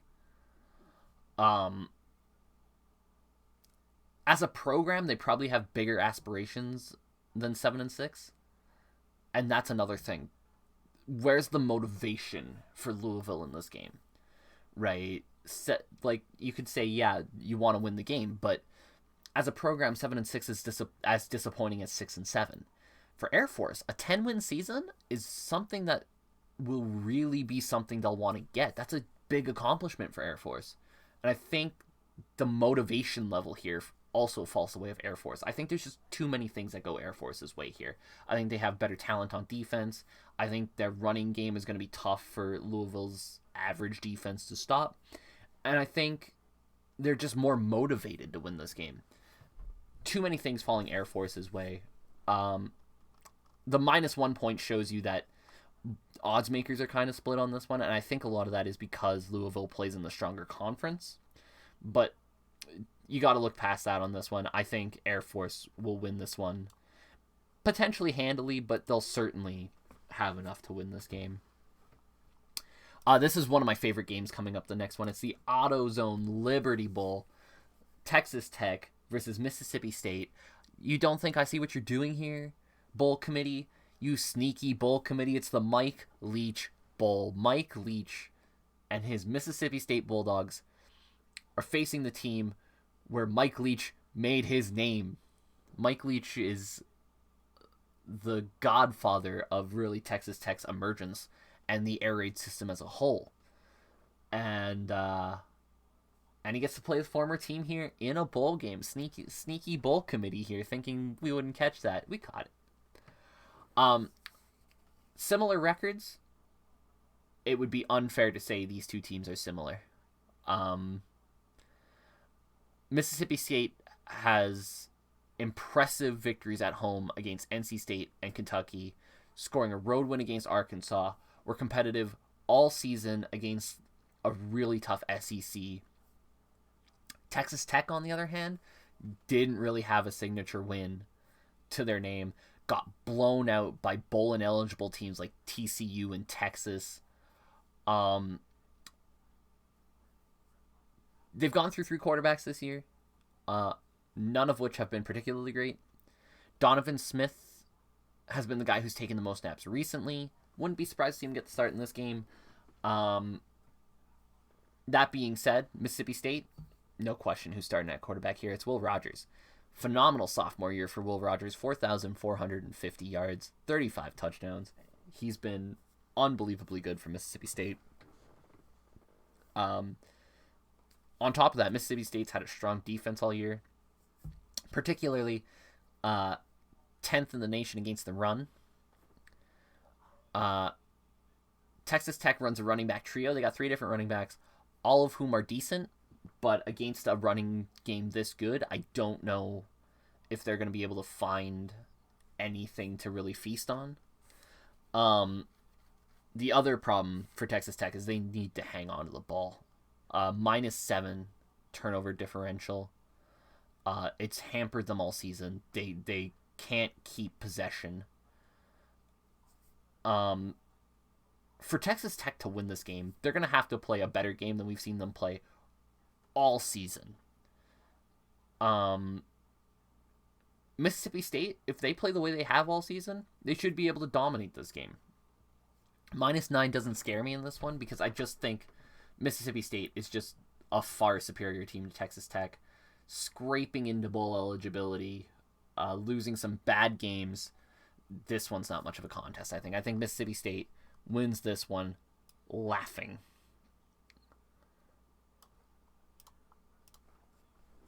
Moving on to a game that should be a lot closer, at least according to the odds makers. You got number 18, North Carolina State, 9-3 on the season, tied for 3rd in the ACC, versus UCLA, 8-4 on the season, tied for 3rd in the Pac-12. The Holiday Bowl, as you can guess by the fact that it's the San Diego Country Credit Union Holiday Bowl, is being played in San Diego, which essentially makes this a pseudo home game for UCLA. Right, it's only about 3 hours away from their campus. NC State is going coast to coast for this one. Right, almost 19 hours from North Carolina to UCLA. I don't imagine there's going to be a lot of North Carolina fans making the trip out to see the Holiday Bowl, but you never know. It's, Christmas time, winter break for the students, maybe, a nice trip to Cali. But I think you're going to have a very partisan UCLA crowd in this one. UCLA's won 3 straight, and they've looked pretty good recently, but 111th ranked pass defense in the nation. It's going to be a little bit scary when playing Devin Leary, who's the 13th ranked quarterback in the NCAA.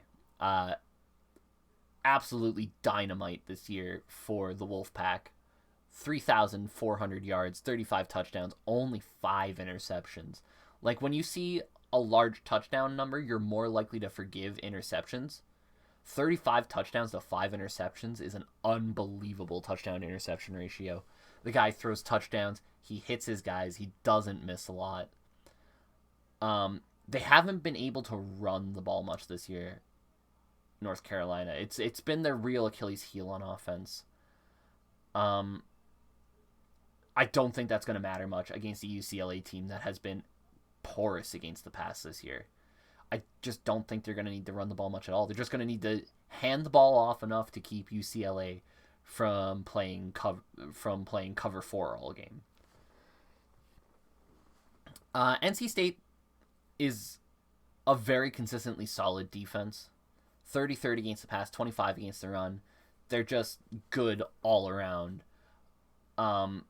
Which means that for UCLA to win this game, they're going to have to cover up their hole on the passing attack side and find a hole in NC State's defense that just hasn't really been there all season. Dorian Thompson-Robinson's having a good year, throwing for 2,400 yards, 21 touchdowns. Zach Charbonnet has ran for 1,100 yards. They got talent on the offensive side. But the question is, will NC State's defense give them the hole they need? Don't think so. I think NC State's definitely going to get their points through the air.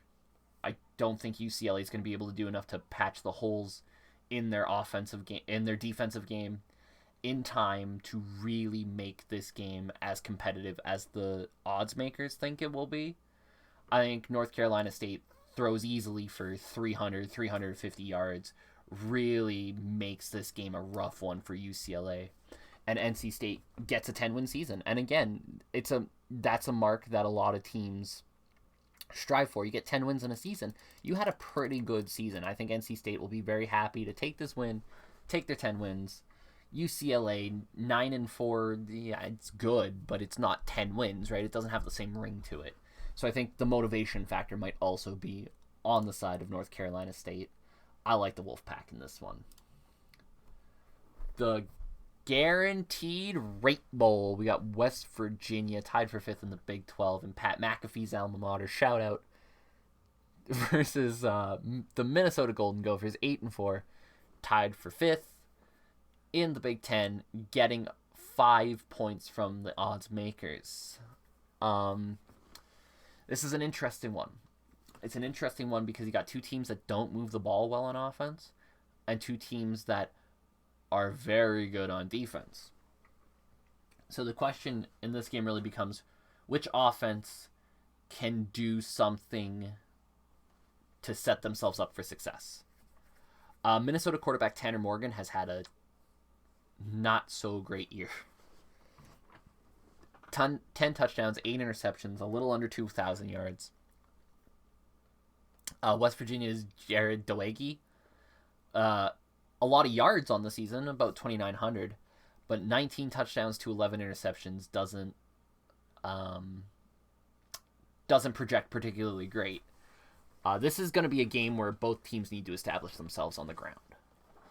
Letty Brown for West Virginia has had a pretty decent year for them, 1,000 yards, 13 touchdowns. He's been grabbing most of the touches. Minnesota doesn't have one guy who does that for them, but you look at Kai Thomas, Marquise Irving, Trey Potts, all of them have seen the ball over 100 times, all have over 500 yards rushing. So it's an interesting dynamic of which is going to work better. West Virginia, and they're having a main guy in the backfield who breaks runs, who does everything, or Minnesota kind of picking whichever running back is hot on the day. However, despite all this offensive talk I've just made, this game boils down to the defenses. Minnesota, obviously 4th in the nation in total yards given up. 9th ranked passing defense, giving up just over 100 yards a game. Or 9th ranked running defense, giving up just over 100 yards a game. 10th ranked passing defense, giving just over 184 yards a game. So teams just, it doesn't matter what you do. Minnesota's defense has been able to shut you down. There's just nothing there. West Virginia, by the way, -6 turnover margin. That could be an issue in this game too. Minnesota hasn't been particularly ball hawking. Only tied 74th in turnovers gained. But if this game doesn't start out the way West Virginia wants and they get a little bit desperate trying to force things on this Minnesota defense, they'll look to capitalize on that. Points are going to put you at a premium here. First downs, few and far between. It's going to be two elite defenses battling it out. Another game that if you're not into defensive football, you might circle this one to skip. But I do think there's some intrigue here. There's some meat on this bone. That being said, even at -5 in a defensive game, I still like Minnesota's defense to gain them some separation between these teams and probably pull out a nice 1 touchdown, 10-point win kind of thing. It's not going to be a rout, but I certainly think Minnesota is a much better team defensively than West Virginia, and I think they'll take advantage of that. Get a little bit of a drink here before moving on to the Wasabi Fenway Bowl. I guess this game's sponsored by Wasabi. I don't know. You got 8-4 SMU, 6th in the AAC versus 6-6 Virginia, getting -2 points in this one. If you could take this game and the game I just talked about and switch the locations of them, it makes this bowl season even better. Last game, the Guaranteed Rate Bowl being played in Arizona. I believe it's going to be warm and toasty and perfect conditions for a football game.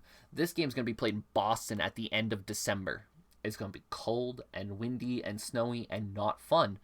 And that stinks because these two teams have made their names on offense. They light up scoreboards. Brennan Armstrong for the Cavaliers, 4,444 yards, 31 touchdowns, 10 interceptions. For SMU, Tanner Mordecai with 3,628 yards, 39 touchdowns, 12 interceptions. These teams throw the ball a lot. They score points. Both defenses do not defend the pass well. The real question mark around this game has nothing to do with either team, and it really does come down to the weather. If we get a snowy, windy Boston afternoon in the middle of December, that could be an advantage to SMU. SMU has been the better running team on the season as it is, but Virginia's already had 3 starting offensive linemen. Particular Remington Award finalist Osuagun Oluwatami. By the way, Remington Award best center in the NCAA. All 3 linemen who have left are starters, but that one in particular, losing your starting center, especially a starting center who's that good, really hurts.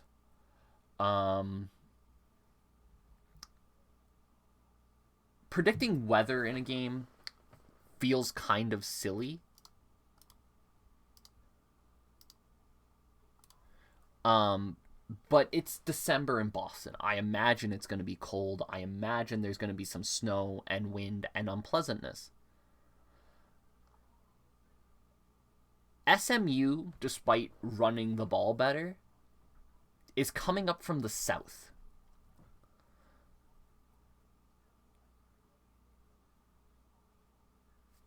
That's always a tough thing for southern states to come up into the cold and play that style of game.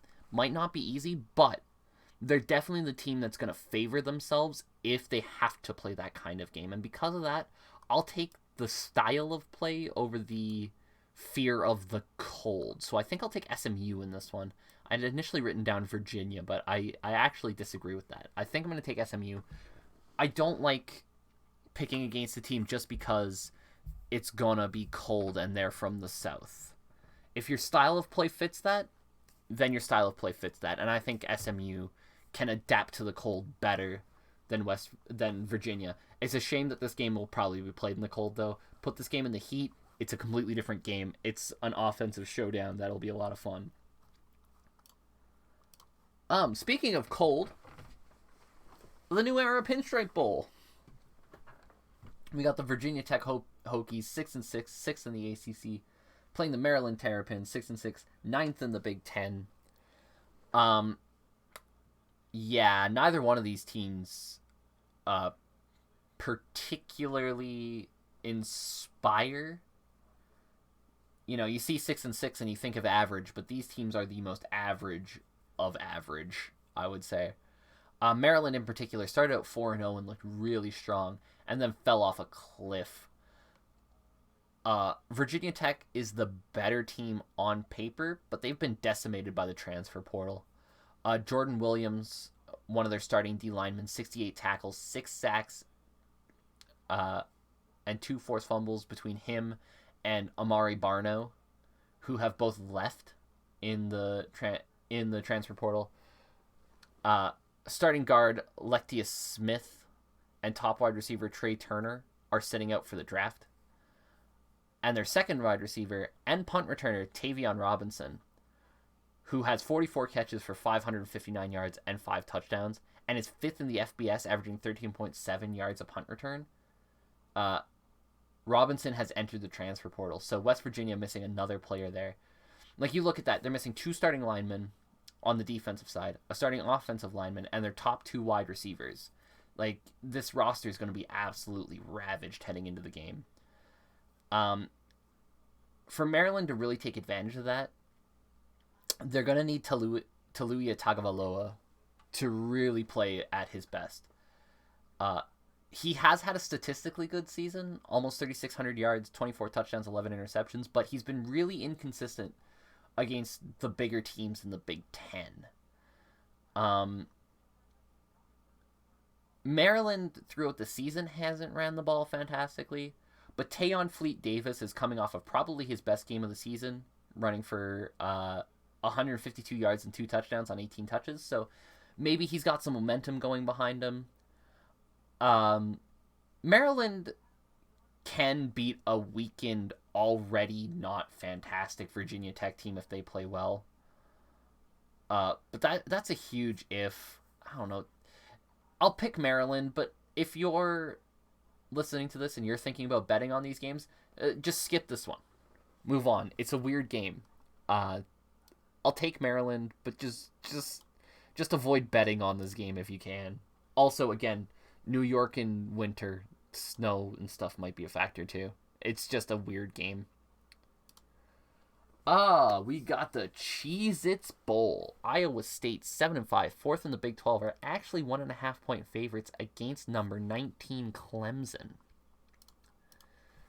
which I don't think I have their rank on the ticker, so I apologize for that. 9-3 on the season, tied for third in the ACC. This is going to be an interesting motivation game for both teams, because I think there was a point not too long ago in the season where both these teams had potential New Year's Six bowl game aspiration, and maybe even an outside shot at the playoffs. So I think both teams ending in the Cheez-It Bowl, probably not what they were hoping for. Another big question in this game is who's going to play. Iowa State will be without Joe Skates and Tariq Milton. 23 catches and 423 yards between them. They're definitely not their top wide receivers, but they're certainly weapons. But Matt Campbell, Iowa State's head coach, thinks he's going to have everybody else. He doesn't think that there will be any other opt-outs for Iowa State. Clemson hasn't officially announced any opt-outs yet, but you have to believe Andrew Booth Jr., who looks like a first-round pick, potentially an early first-round pick, is not going to risk himself for the Cheez-It Bowl. Because of that, there's going to be a massive hole on the Clemson defense, which has been very good all year. And when you got a veteran quarterback like Brock Purdy for Iowa State, I think any holes are a bit of a problem. Purdy threw for almost 3,000 yards this year, 19 touchdowns. And if Booth doesn't play, they're going to have to find somebody to cover Xavier Hutchinson. Xavier Hutchinson was Purdy's favorite target by far. 82 catches, 953 yards, 5 touchdowns. Purdy loved going to Hutchinson. And with Clemson's best cornerback possibly being out, covering him might be a bit of an issue.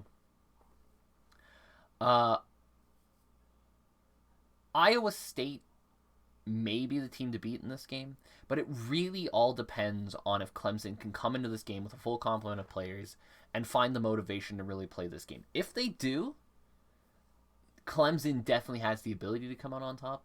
If guys are sitting this one out, I'm looking at Iowa State to win this game and come out of here feeling good about a season that's been otherwise a little bit disappointing, I think, for the Cyclones. Going to the Alamo Bowl, another game whose team, I forgot their ranking of. I knew Oklahoma was ranked. We got the Valero Alamo Bowl, by the way. The 14-ranked Oregon Ducks, 10-3 on the season, second in the Pac-12, losing to Pac-12 champions Utah, versus the Oklahoma Sooners, 10-2, second in the Big 12. Battle of interim coaches here.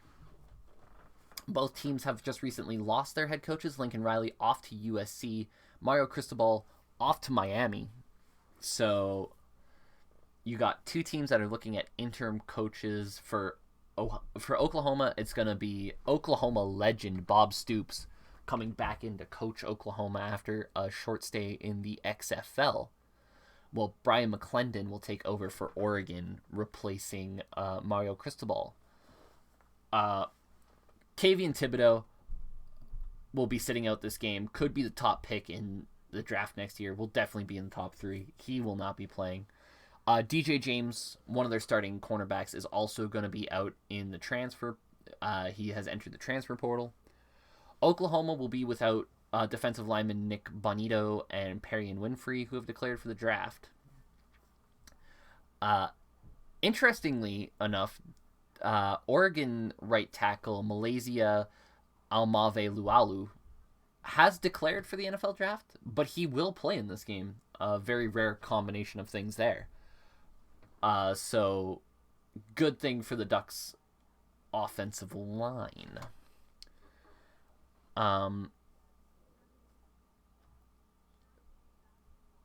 For Oklahoma's offense, they have lost their second leading wide receiver, Jaden Hasselwood, who's going to Arkansas through the transfer portal.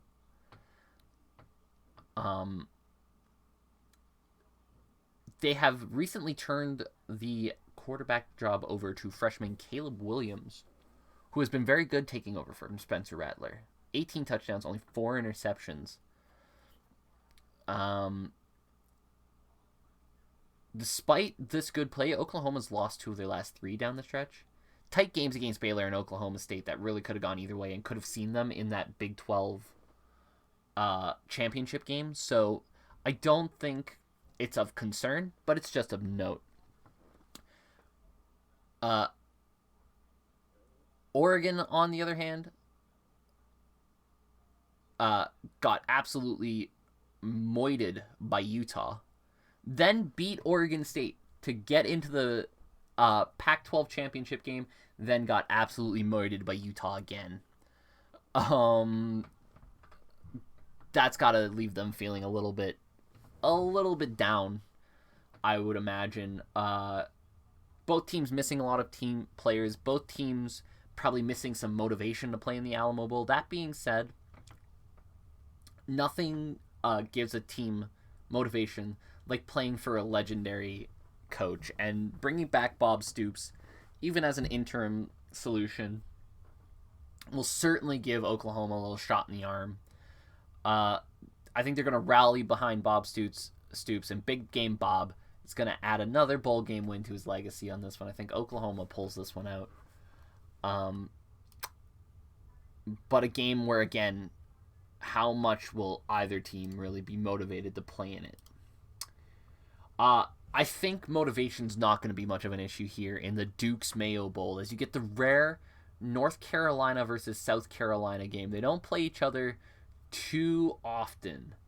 North Carolina getting 7.5 points, both teams 6-6 on the season. It's an interesting game where you got a South Carolina team who is playing well above what their talent level says, versus a North Carolina team who are very talented but maddeningly inconsistent. Games being played in Charlotte, North Carolina, which is a fascinating, like, if you were to draw a line between the two campuses, Charlotte's about as close to a mid-ground as you're going to get. So the crowd atmosphere should be awesome for this game. Sam Howell has opted not to skip this game, which is interesting. He's a guy who will certainly be a part of the NFL draft. The season he's had probably hasn't forced him to the top of the draft, but he will certainly be a part of the draft.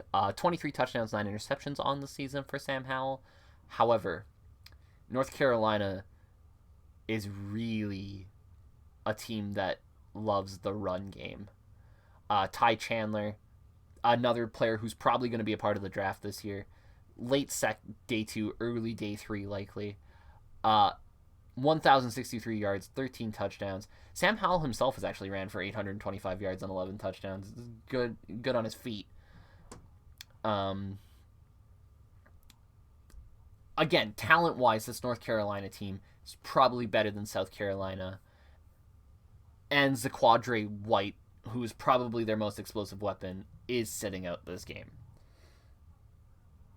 You see the numbers for points per game and total offense for South Carolina. They don't have much on that side of the ball as it is. You lose Zaquandre White, and you just lose even more of what little you had, right? South Carolina's defense has been able to make plays this year. In particular, Jalen Foster and Cam Stewart's have 8 interceptions combined. And South Carolina's defense has 3 touchdowns on the season. But if North Carolina, again, maddeningly inconsistent, if they play up to their talent level in this one, they should walk away with this one. 7.5 points doesn't really concern me. North Carolina should easily win this game by 2 touchdowns. Much better team. Impressive year for South Carolina as a whole, I think. They looked at this very much as a transition year, but the Gamecocks played well above their weight class. I just don't think they got enough to see this one out.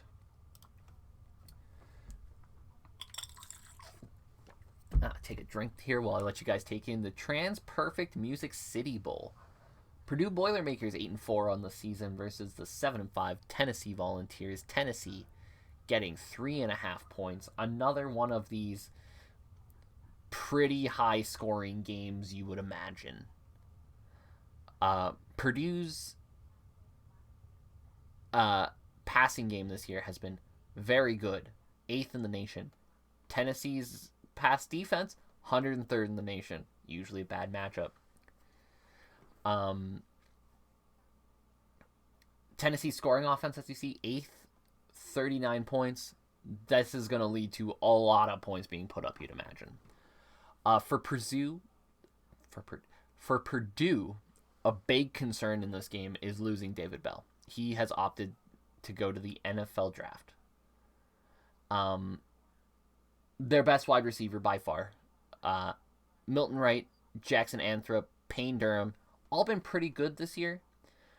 However, Bell is getting 8.5 targets per game, second in the FBS.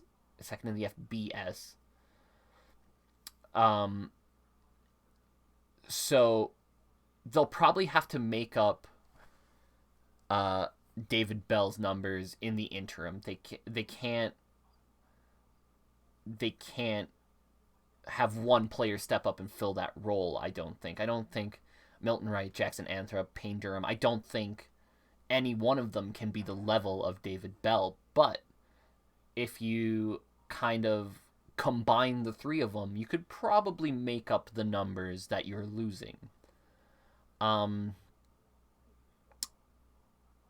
Purdue hasn't really had much of a run game to speak of, so I don't think adding 9 more running plays to your game wins you this game. You're going to have to spread those 9 passes between the receiving core. Tennessee will be missing Tyon Evans. It's number 2 running back as he's left via the transfer portal. That's 525 yards and 6 touchdowns on the year that they're missing. But number 2 running back, they have options to replace that. This isn't a game where either one of these teams has been able to cause much in terms of turnovers or has been able to really consistently force their opponents to make mistakes. So this game probably comes down to which team is going to be able to force a couple more field goals rather than touchdowns. Purdue's defense, you can see on the screen, has been far better than Tennessee's over the course of the season. In a game like this, you're looking for one or two big stops to really change this game. I think Purdue probably gets them. I think Purdue wins this game. Probably going to be a pretty high-scoring game. Definitely going to be a fun game to watch. As we move on to the SRS Distribution's Las Vegas Bowl. 8-4 Wisconsin getting 7.5 points against 8-4 Arizona State. And it's always a bit of a concerning matchup when you see average offense versus elite defense.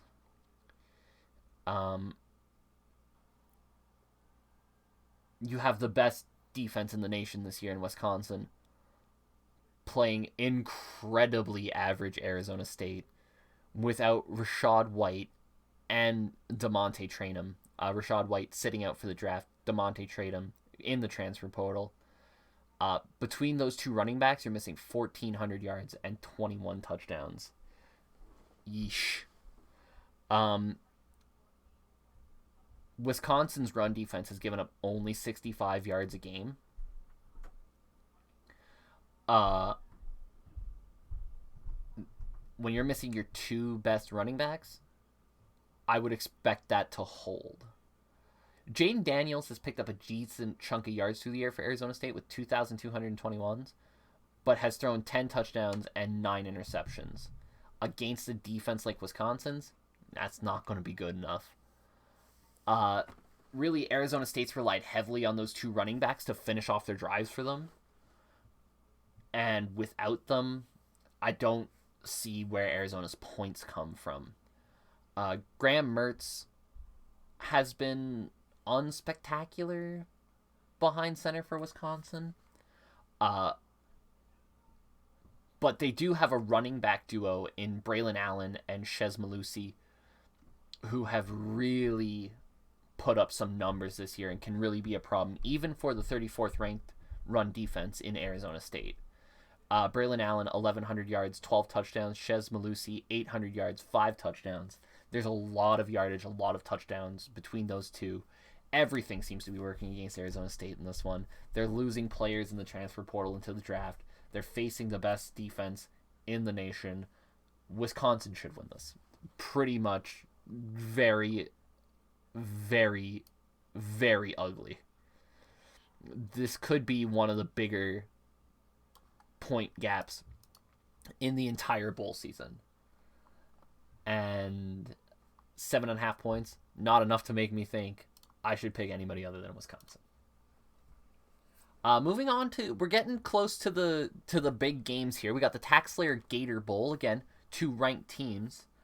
You got the number 17 Wake Forest Demon Deacons, 10-3 on the season, second in the ACC, coming off of a tough loss in the ACC Conference Championship, against number 12 Texas A&M, 8-4, tied for 5th in the SEC, a very respectable season in their own right. On paper, this is a strength versus strength game. You have A&M's strong running game versus a Demon Deacons defense that has been very weak all season. But to quote the famous Lee Corso, not so fast. The more I talk here, the more players Texas A&M lose for this game. The amount of players they've lost has been ridiculous. Haynes King was supposed to be the starting quarterback at the beginning of the season for Texas A&M. He's out with an injury. Backup Zach Calzada came in, played pretty well. 2,200 yards, 17 touchdowns as the starter this season. However, he has transferred out of Texas A&M, which leaves them with only third-string freshman Blake Boast to come in and start this game for A&M. Boast only threw 7 passes this year. He completed 2 of them and 1 of them to the other team. So little bit scary there. You would think, well, that's fine because Texas A&M runs the ball really well. Nah, not so fast. Isaiah Spiller is entering the draft sitting out for this game. That's 1,000 yards and 6 touchdowns out of the backfield. Now, Devin Akane has 900 yards, 9 touchdowns on the season. He will be playing in this game. He can pick up a lot of the slack. So there is that going for them. However, Texas A&M still has a very good defense. So despite Wake Forest's high-powered offense, the Aggies should be able to contain that Demon Deacon offense. Not so fast. One last time, the Aggies defense has had a ridiculous exodus of players before this bowl game. So they've lost D lineman DeMarvin Leal and safety Leon O'Neal. Leal has been maybe their best pass rusher on the year, with 8.5 sacks. Now, fortunately for the Aggies, they have plenty of pass rush to spare. Tyree Johnson and Michael Clemens have combined for 15.5 sacks this season between the two of them. So they do have something there. The bigger issue is losing O'Neal, and they've lost a lot of depth pieces to go with it through the transfer portal, but Leon O'Neal is a big issue. O'Neal's only got 2 interceptions on the season. That does tie him for the team lead, though. And when you got a freshman quarterback who has completed almost as many passes to the other team as he has to his own, you need a defense that is going to be able to capitalize on any mistake Wake Forest gives you. And with Texas A&M losing O'Neal, who's the guy who kind of patrols everything in the back, right? He's the safety who stands back there, plays zone, covers guys when he needs to cover guys, fixes mistakes. When you lose that guy, you're losing the opportunity to take advantage of mistakes quarterbacks throw. If this was a game between both these teams at full strength, I have no doubt Texas A&M would probably win it. However, you have a game with a team that has lost so much to the transfer portal and to the NFL draft, as well as a starting freshman quarterback. And I get that, like, when we talk about bowl season, freshman quarterback making his first career start, hasn't played great when he's come in, but he's going to step up in the bright lights. That's the kind of thing that we get used to hearing about in bowl season. What happens more often than not is that young freshman quarterback gets a hard learning experience. I like Wake Forest in this one. Not because I think they're a better team than Texas A&M throughout the year, but because I think they're a better team than Texas A&M right now.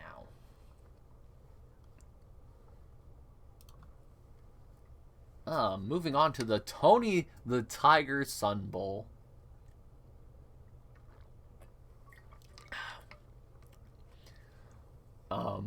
What we got here is 7-5 Washington State versus 7-5 Miami Hurricanes. Guys, don't you think this game is great? No.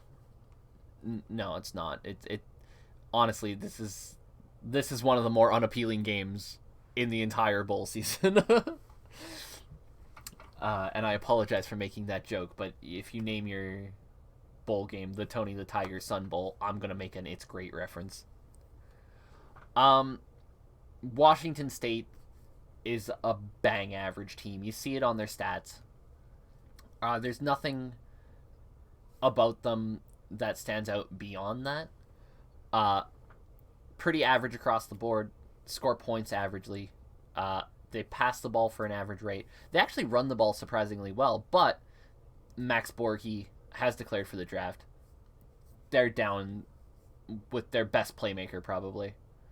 Now, good news for Washington State is that Jaden DeLora has really kind of grown into the season, ending with 2,750 yards, 23 touchdowns. It feels like every game DeLora plays, he does get a little bit better. That could be a good thing for the Cougars. Miami's pass defense, if I was being kind, I'd call them not great. If I'm being honest, they're pretty bad. 101st in the nation against the pass. Jaden DeLora could be a potential big game breakout player for this one. Tyler Van Dyke, freshman quarterback for Miami, has also been pretty good this year. Actually, more than pretty good. He's been fantastic for a freshman this year. 2,931 yards, 25 touchdowns. But Charleston Rambo, his favorite target, his best target, is going to the NFL. He's declared for the draft. He will not be playing in this game. That means for Tyler Van Dyke, you are missing 79 completions, 1,172 yards, and 7 touchdowns. That's the kind of production that you can't replace, especially when your only other receiver who gained more than 500 yards is Mike Haley, who gained 543. For Miami right now, what they need is they need a cast of background characters to step into the spotlight.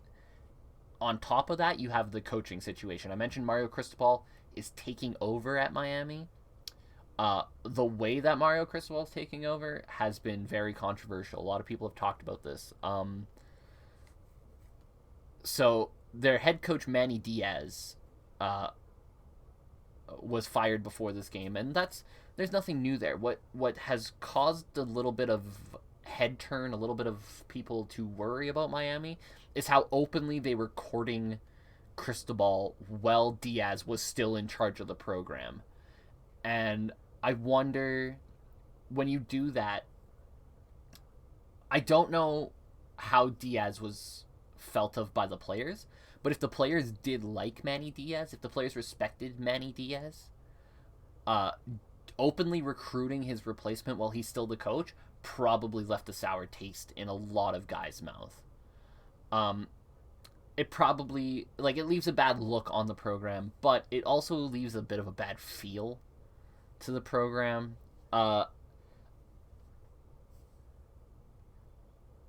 Miami has lost 10 of its last 11 bowl games. You add the drama of what's happened with Diaz, they're probably going to lose 11 of their last 12 bowl games in this one. I'll take Washington State.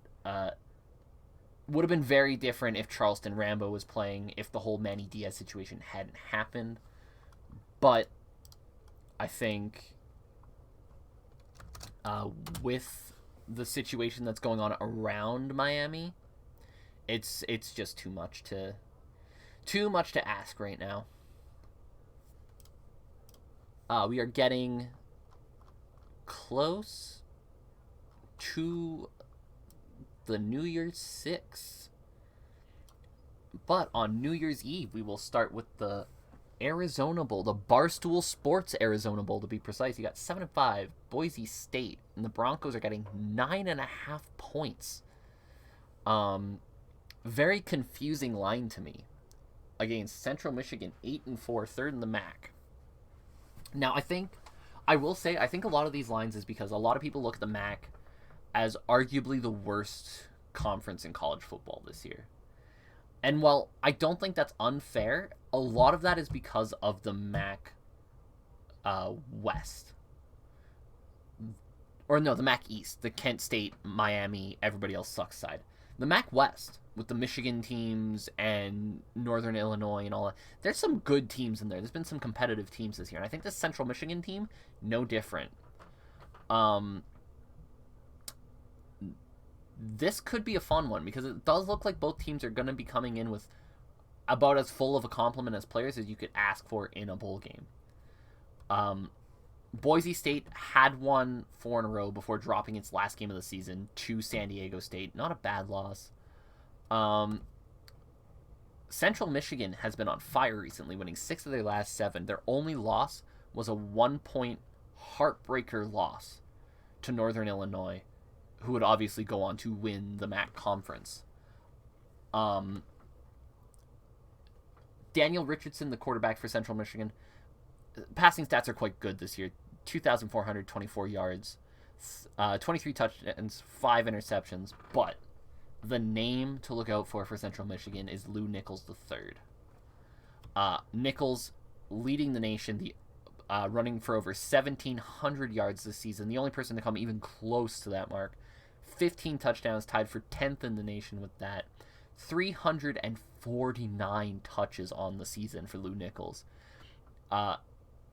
He drives this offense. Lew Nichols is the start and end to this offensive production for Central Michigan.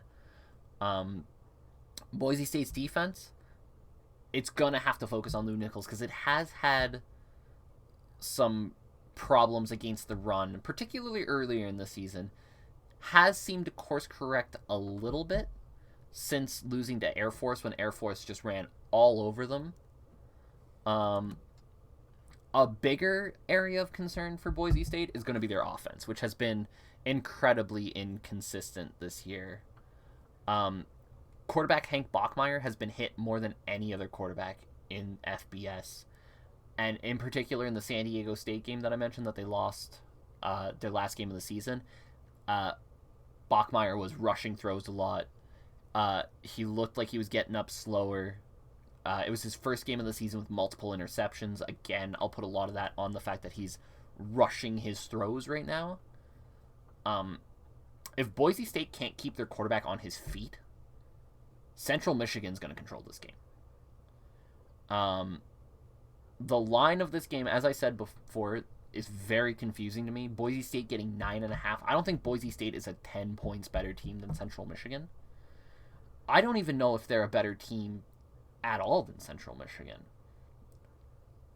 But Boise State has a bit of a name to them. Again, I think the MAC is really negatively looked at this year. But because of that, it does make this game a very easy pick for me. I'll take Central Michigan. I think Lew Nichols will be able to do enough to cause problems for Boise State and definitely make this game a lot more interesting than the odds makers seem to think it's going to be, that's for sure.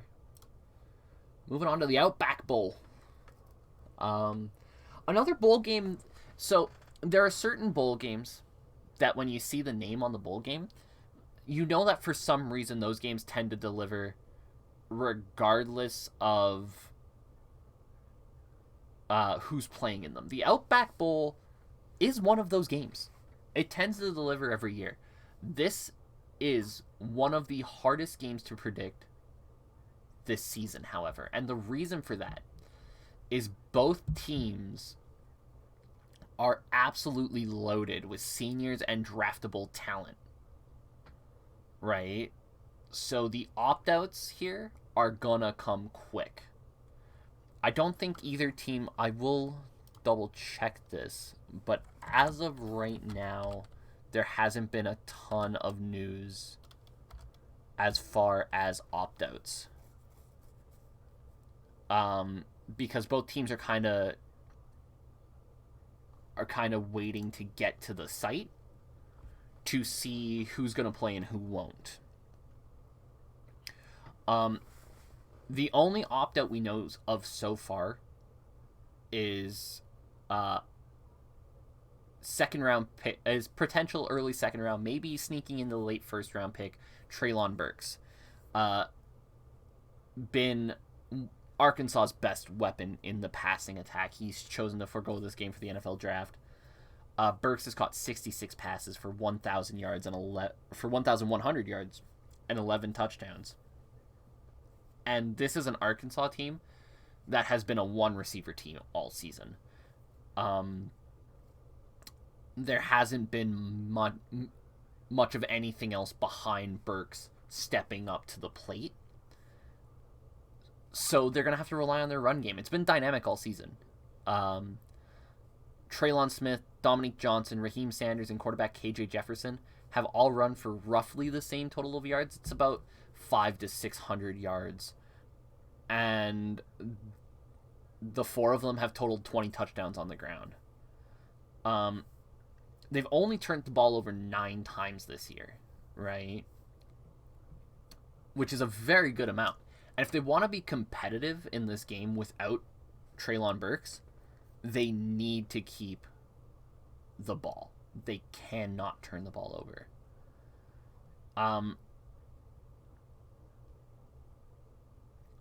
Penn State might have a similar problem. Potential first-round wide receiver, Penn State MVP, Jahan Dotson, uh, there's a good chance he's going to opt out of this game. So Penn State needs to be ready for him not to play. However, unlike Arkansas, they do have another wide receiver on this team who can step into that role, and it's sophomore Parker Washington. Having a fantastic season this year, 722 yards, 4 touchdowns.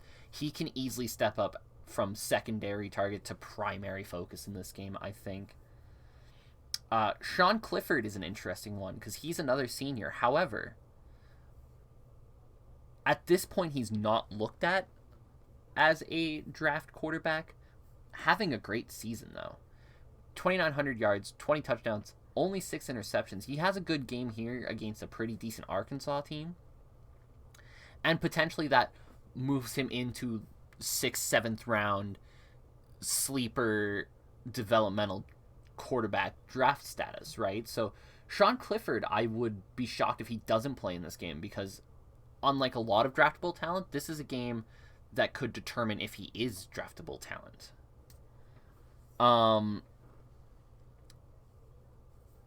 KJ Jefferson, I mentioned him before, quarterback for Arkansas, has been dynamic all season. He's been tremendous all season. But I think Arkansas's offense is going to struggle way more with the loss of Treylon Burks than Penn State's will with the loss of Jahan Dotson. Picking games like this at this point is always hard because the outlook of it could change in a heartbeat. Sean Clifford could decide to opt out, right? Which, again, I think personally would be silly because I don't think there's much draft stock in him at the moment, but he could, right? If he's got different information, he could choose to opt out, and that changes the outlook of this game completely. But as it stands right now with the way everything looks, I like Penn State in this one to pull off. I was going to say a little bit of an upset, but the odds makers also seem to believe Penn State will win this one because of the situation, I think, not necessarily because of the talent.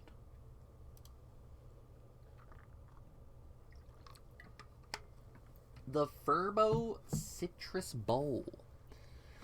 Season number 15, Iowa Hawkeyes, 10-3 on the season, second in the Big Ten, versus number 22, Kentucky, 9-3 on the season, finishing 4th in the SEC. This is a bit of a weird one because records-wise, these two teams would look very similar. But Iowa has had a massive weakness this year. And you can see it on the screen. It's the fact that they don't have an offense. Their offense has been horrendous this season. Kentucky, much more well-rounded team. And usually you see the well-rounded teams like this end up in that 9-3, 10-3 situation. Iowa has survived on the basis of having a fantastic defense, but their offense needs to find something in this game if they want to win this one. Problem number 2 for Iowa is they'll be without Tyler Goodson, who has been their best weapon on offense this year. That means their offense is down 1,400 all-purpose yards, 7 touchdowns. Iowa's got a choice at quarterback, whether it's Alex Padilla or Spencer Petras, but it doesn't really matter because they've got nothing from the quarterback position this year. Between the two of them, you get a combined 2,300 yards, 11 touchdowns, 9 interceptions. Their quarterback room has shown not nearly enough for Iowa this season, and now you lose your best running back, and it feels like just a crippling blow. Obviously, the good news, if you're a Hawkeye fan, defense has been fantastic. 29 turnovers gains, that's tied for second in the FBS, plus 16 turnover margin is the best of any Power 5 school, and only trails Nevada in that stat. Quarterback Will Levis for Kentucky has thrown 12 interceptions this year, so Kentucky will turn the ball over a couple times. I think that goes without saying. I don't see this game being very pretty or very high scoring. Like I said, Will Levis has a tendency to throw some picks. Iowa has a tendency to not have an offense. But Kentucky does have a little bit of juice in that offense. Chris Rodriguez with 1,272 running yards, 8 touchdowns. Wide receiver Wandale Robinson has 1,100 receiving yards, 7 touchdowns. They have some playmakers there. Iowa doesn't even know how to spell playmaker with this offense. It's bad. This game ultimately will come down to Kentucky actually having somebody who can make a play. Iowa does not have anybody who can make a play. This is going to be very low scoring. Not going to be the most entertaining game in the world, but I think Kentucky pulls it out. And Iowa continues to be the worst 10-3 team I've ever seen. Well, they'll be 10-4 after this one.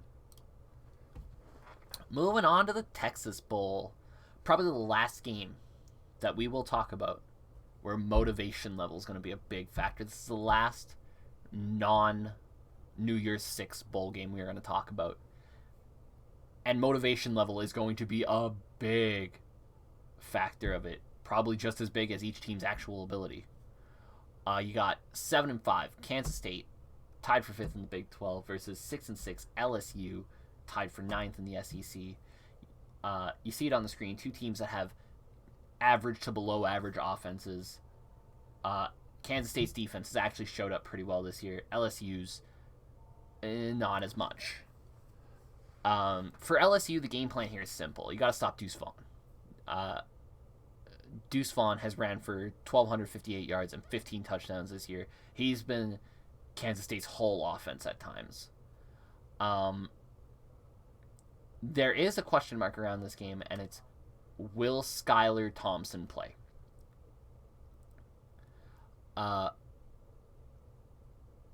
He's coming off of an ankle injury.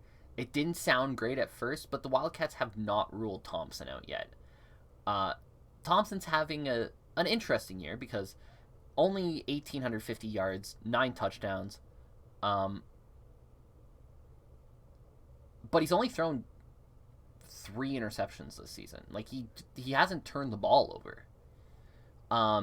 He's been exactly the kind of guy they've needed at quarterback when they're going to focus so much with Deuce Vaughn, right? That you got a guy who just won't make mistakes.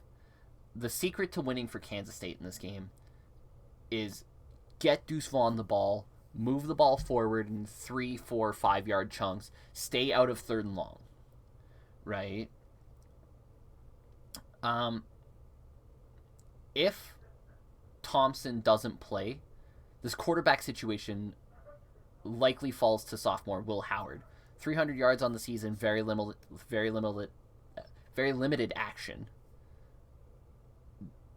It's a interesting question mark, but trust me, not nearly as fascinating as LSU's quarterback situation.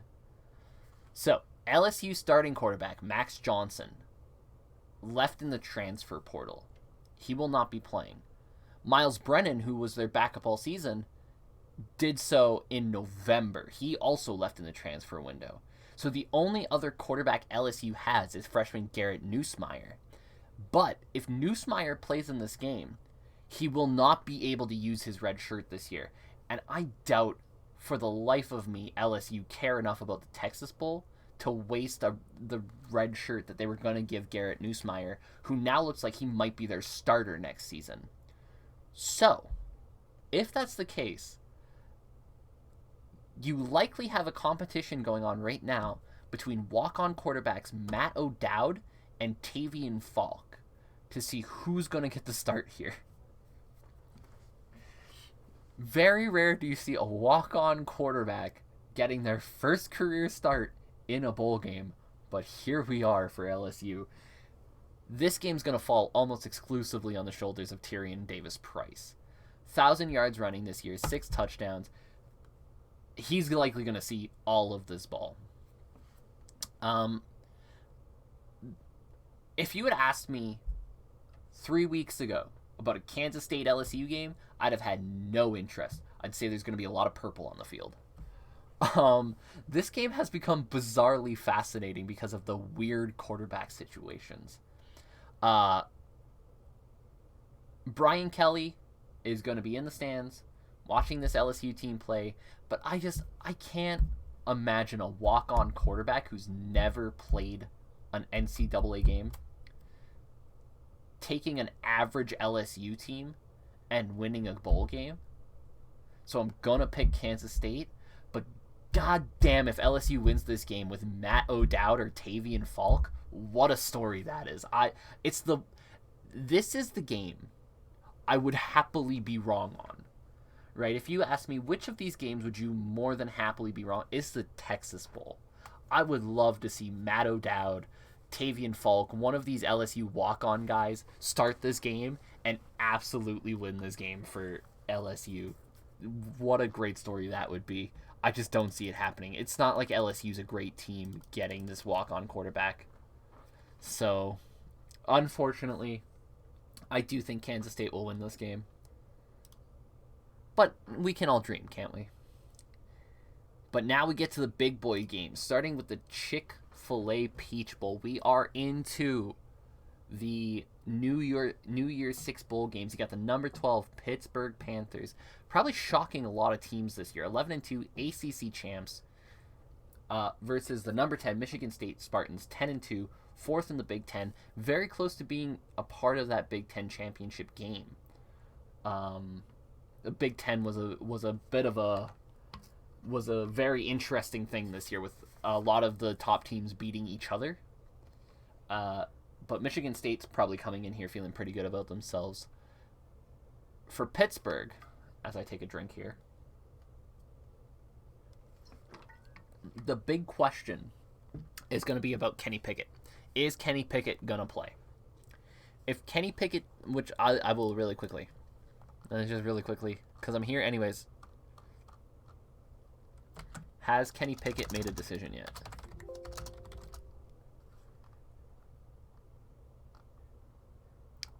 He has not made a decision yet. If Kenny Pickett does play, this is an absolute matchup nightmare for Michigan State, who are the worst passing defense in the FBS, versus the 6th best passing offense in the FBS. Horrible matchup. Pickett, obviously, 4,319 yards, 43 touchdowns, 7 interceptions. He's right near the top of most draft boards. He's a big-time prospect who, if he does play in this game, might move himself to the top of most teams' draft boards playing this absolutely horrendous Michigan State defense. Pickett's move through this has been interesting. He was a 3-star recruit coming out of high school. Not bad, but certainly not looking like maybe top quarterback in a draft class. But through his time at Pittsburgh, he's constantly improved his accuracy. He doesn't have a cannon of an arm, but it's a good enough arm. And he's been able to pick apart teams even with good pass defenses. Teams like Western Michigan, Clemson, both of whom pride themselves on how good their pass defense are, got picked apart by Kenny Pickett. For Michigan State,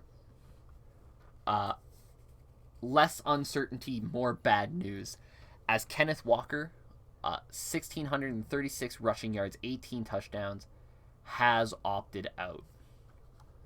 He has been dealing with an ankle injury. There was talk about whether or not he was going to play. He had been practicing for the last couple weeks. He put out a tweet a couple days ago saying he will not be playing in this game. He has opted out to prepare for the NFL draft. A horrendous loss for Michigan State. Like, Pitt's run defense is one of only 8 teams that has held teams to under 100 yards a game. And now you lose Kenneth Walker from Michigan State. That's really bad. If Kenny Pickett plays, expect him to absolutely put on a show against this Michigan State defense. If not, this might be a bit of an underwhelming game because you end up with 2 teams that are missing their identities, right? Pittsburgh, obviously, pass-heavy team with an elite quarterback versus Michigan State, who's a bit more run the ball often with an elite running back, and instead you're gonna end up with two teams with not much of an identity. Regardless, I'm gonna take Pitt. I think it doesn't matter who comes in to replace Kenny Pickett; they'll be able to play just fine against this Michigan State pass defense, which I hope they got some. I haven't seen their recruiting class. I hope they recruited cornerbacks and safeties because they need some. It's been bad this year for them, and I think this one doesn't bode well for them. Moving on to the Fiesta Bowl. Number 5, Notre Dame, 11-1 as an independent versus number 9, Oklahoma State, 11-2, finishing second in the Big 12, coming off of a very disappointing Big 12 championship game loss. A heartbreaker, one that was really fun to watch, that Baylor Oklahoma State game. I'm gonna throw my cards out on the table now. I have a bias in this game. I grew up a Notre Dame fan. Growing up in Canada, when you're younger, right? We didn't have streaming services or anything like that. I watched what was on TV, and we got all the Notre Dame games. So I grew up a Notre Dame fan.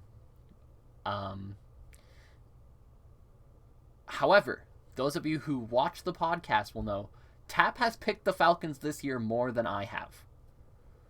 So I hope I can get the benefit of the doubt in saying that I usually don't let my bias come through in my picks. Now, we got all the cards on the table.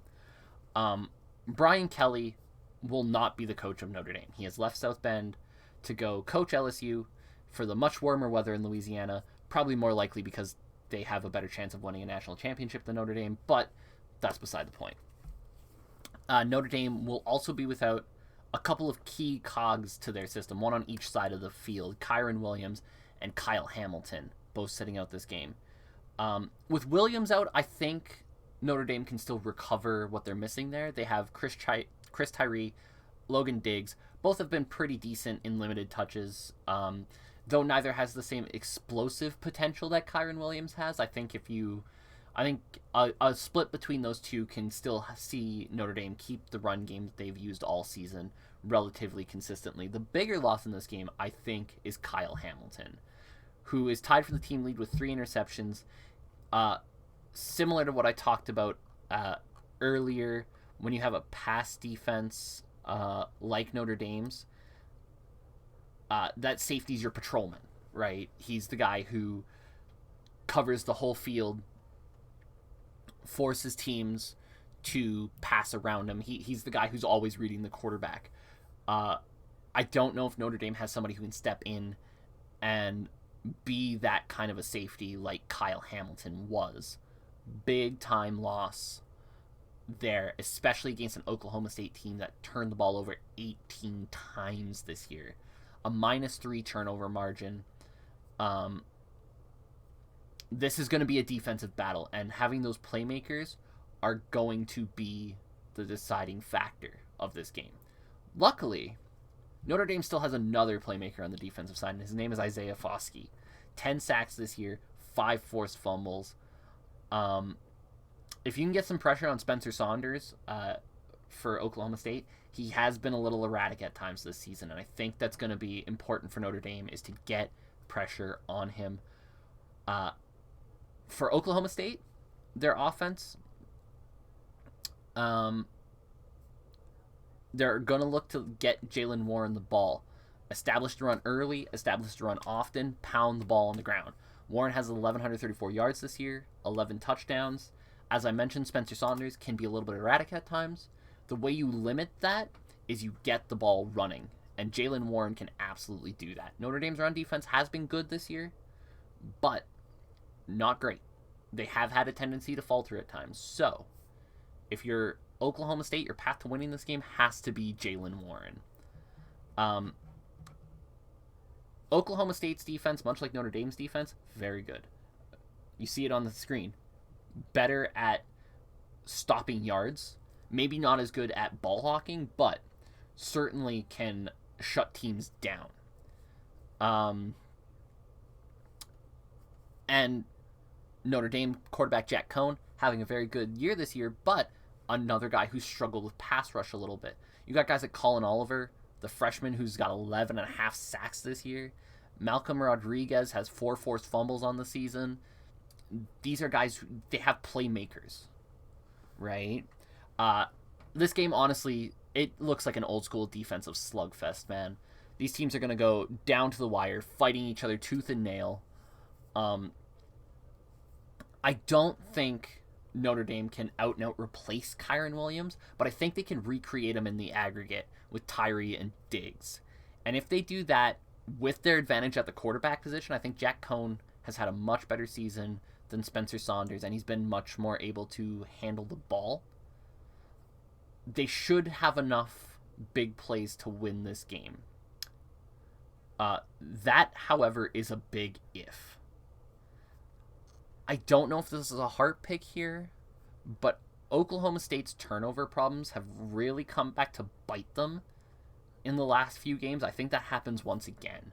I think they lose another heartbreaker here. I think Notre Dame takes this one. It's only a 2.5 point spread. So I think there's enough here for Notre Dame to win a tight, low-scoring, 21-17 kind of contest. It's gonna be a fun game for people who like old school football. There's gonna be bangers and bruisers in the trenches, tight game, but I think Notre Dame pulls this one out. And again, I might be picking with my heart there. I don't know.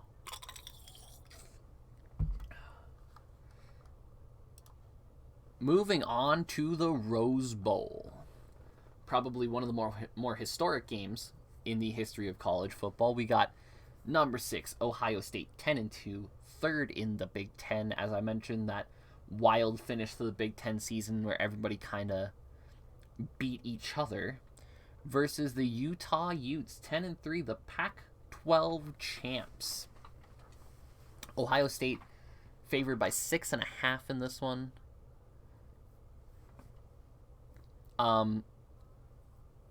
Ohio State's probably the best team that's not in the college football playoff. What that would usually hurt a team's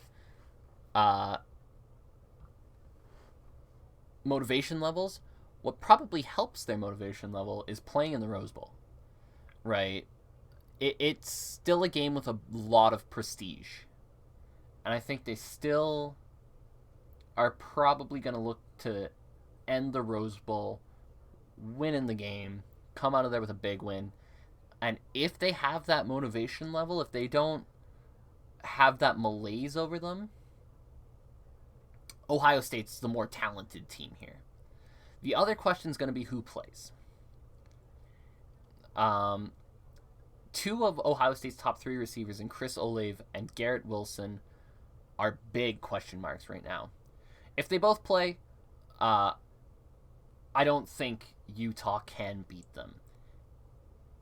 If they're missing them, the Utes might have a little bit of a chance. For the Utes, they're going to have to look at what Michigan did to Ohio State and recreate it. And how Michigan beat Ohio State was they knew they couldn't stop this offense. You see it. Most total yards gained, most points per game. You're going to have to bend. You cannot let the big plays happen. For the offense, you got to run the ball and run it some more. Ohio State's had a good run defense this year, but they crumbled against Hassan Haskins and the power running game of Michigan. Utah can recreate that with Tavion Thomas. 1,041 yards, 20 touchdowns on the season. Thomas, similar to Haskins, can be a bit of a grinder on the inside. He can cause problems. So they have that part settled. If you're Utah's defense, you can't think about stopping CJ Stroud. I don't think you can. He's too good. What you got to do is you got to keep the ball in front of you. Right? Stroud has 3,862 yards, 38 touchdowns. He's only thrown 5 interceptions. He doesn't make many mistakes. What the Wolverines' defense did was they kept Ohio State's plays in front of the safeties. They kept everything to 5, 6, 7 yards. They contained Travion Henderson and contained Ohio State's run game. because Travion Henderson is another weapon they have. If Travion Henderson can get running the ball, it just opens up everything for CJ Stroud, right? So essentially, the game plan, the blueprint that Michigan showed us to beat Ohio State is you got to stop the run, you got to stop the pass, you got to not make mistakes, you got to run the ball consistently against a really good run team, and you got to contain 3 great wide receivers, right? Easy. Surely it's that simple, right? I don't know. It seems like too big a hill to climb for Utah. I think you're asking way too much of most teams to play a perfect game every time out. And I know it's just one game, but Utah doesn't have the talent that Michigan has, and they certainly haven't played perfect games like Michigan did against Ohio State. I think legitimately, if Ohio State had beat Michigan, they'd be the favorites to win the national championship this year. They lost that game. Don't make the national championship game. It's a tough way to bow out, but they will win the Rose Bowl and probably get a decent chunk of a win at that to get them a little consolation prize at the end of the season. On to the Sugar Bowl, the last game before the playoffs. You got the Baylor Bears, Big 12 champions, 11-2, against the 10-2 Ole Miss Runnin' Rebels, third in the SEC.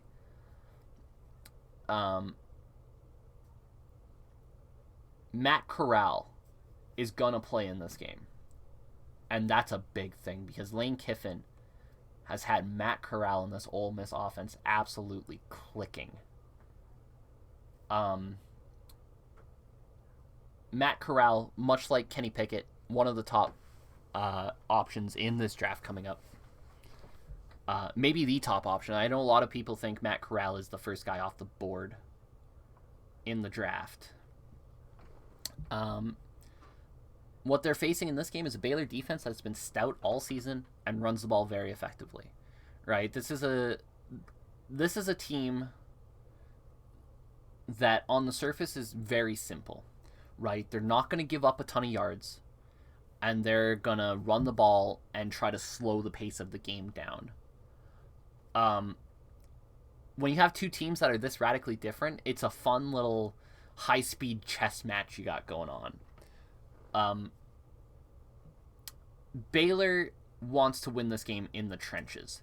They want this game to be slow. They want to be running the ball, making it hard on this Ole Miss defensive front to really contain them. They want to keep the ball for large portions of this game, and they really just want to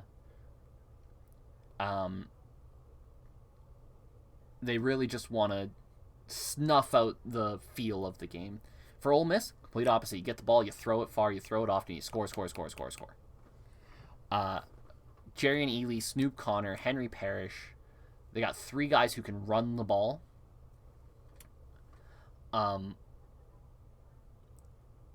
And who can also be interesting scat back options as receivers, but none of them are the kind of runner that Abram Smith is for Baylor. Abram Smith, 1,429 yards on the ground, 12 touchdowns. He's going to be the guy that Baylor's going to have to ride, right? The question for Baylor is actually interestingly at quarterback. Jerry Bohannon missed the Big 12 championship game with an injury, and Blake Shapen came in and played really well for them. 23 of 28, 180 yards, 3 touchdowns. He didn't throw the ball for a ton of yards downfield, but again, we've talked about it with Baylor. They don't expect their quarterback to do that. And they expect their quarterback to break teams down slowly and efficiently. Do the Bears go back to Bohannon for this game? Or are they going to stick with the younger Blake Shapen, who looked really well in their last game? It's going to be an interesting call. Both teams have had fantastic turnover margins. Baylor plus 11, Ole Miss plus 10. Both teams do a great job of protecting the ball. With that in mind, limiting yards is going to be a big part of this game. And I think that's where Baylor might have a small advantage in this one. Ole Miss is giving up 182 yards on the ground and has given up 24 rushing touchdowns this year. Baylor, as we mentioned, strong, stout defense. If Baylor can slow down Matt Corral, they'll win this game. It is a big if, but I still like Baylor to do that instead of Ole Miss to slow down Baylor's running game and really be able to pick up the tempo of this game and force Baylor into the air. I like Baylor in this one. It's going to be a tight contest. It's going to be, like I said, a little bit of a chess match. But I think Baylor's run game is going to outperform Ole Miss's passing game. And now we go into the fun part. We start off on the college football playoff with the Cotton Bowl Classic. Number 4 Cincinnati, undefeated, 13-0 AAC champs versus the 12-1 Alabama Crimson Tide, the SEC champs, getting 14 points as favorites against Cincinnati. It's the first time in the history of the college football playoff that a non-Power 5 team is in it. Cincinnati, man, Cinderella, made it to the bowl despite all the odds stacked against her, and sitting in a chair waiting for her at the ball is freaking Darth Vader. Just the villain of all villains is sitting there waiting to end this run. It's the game that movie stories are made of. You got the non-Power 5 conference team entering the playoff versus the incumbent Alabama, who anything less than a national championship is probably a failure. Alabama started out this season a little bit slower than we're used to seeing Alabama start out the season, but they've really hit their stride recently, and you can really thank that to Heisman Trophy winner Bryce Young. 4,322 yards, 43 touchdowns, 4 interceptions. Bryce Young is going to come into this game with a boatload of confidence. However, there is a big concern for Alabama, and that is that John Mechie is going to miss this game. He's going to miss the national championship game if they make it with an ACL injury. And that is scary because only Mechie and Jamison Williams for them have caught the ball for more than 350 yards this year. Losing one of those guys theoretically hampers that passing attack severely. Brian Robinson can help a little bit with that. He's been a great runner all season, 1,071 yards, 14 touchdowns. You would hope that he can alleviate some of the pressure felt from losing Mechie. However, Jamison Williams is going to really need to be at his best this year because he's probably going to be facing a lot of double coverage. There's less concern about a spread out Alabama passing attack without John Mechie. And then there's the Bearcats defense, which has not only been stout all season, but it's been absolutely lethal when teams make a mistake. You got second in the nation in turnovers gained with 29, third in interceptions with 18, and 11th in the nation with 11 fumbles recovered. This Bearcats defense forces teams to make mistakes and then takes advantage of them.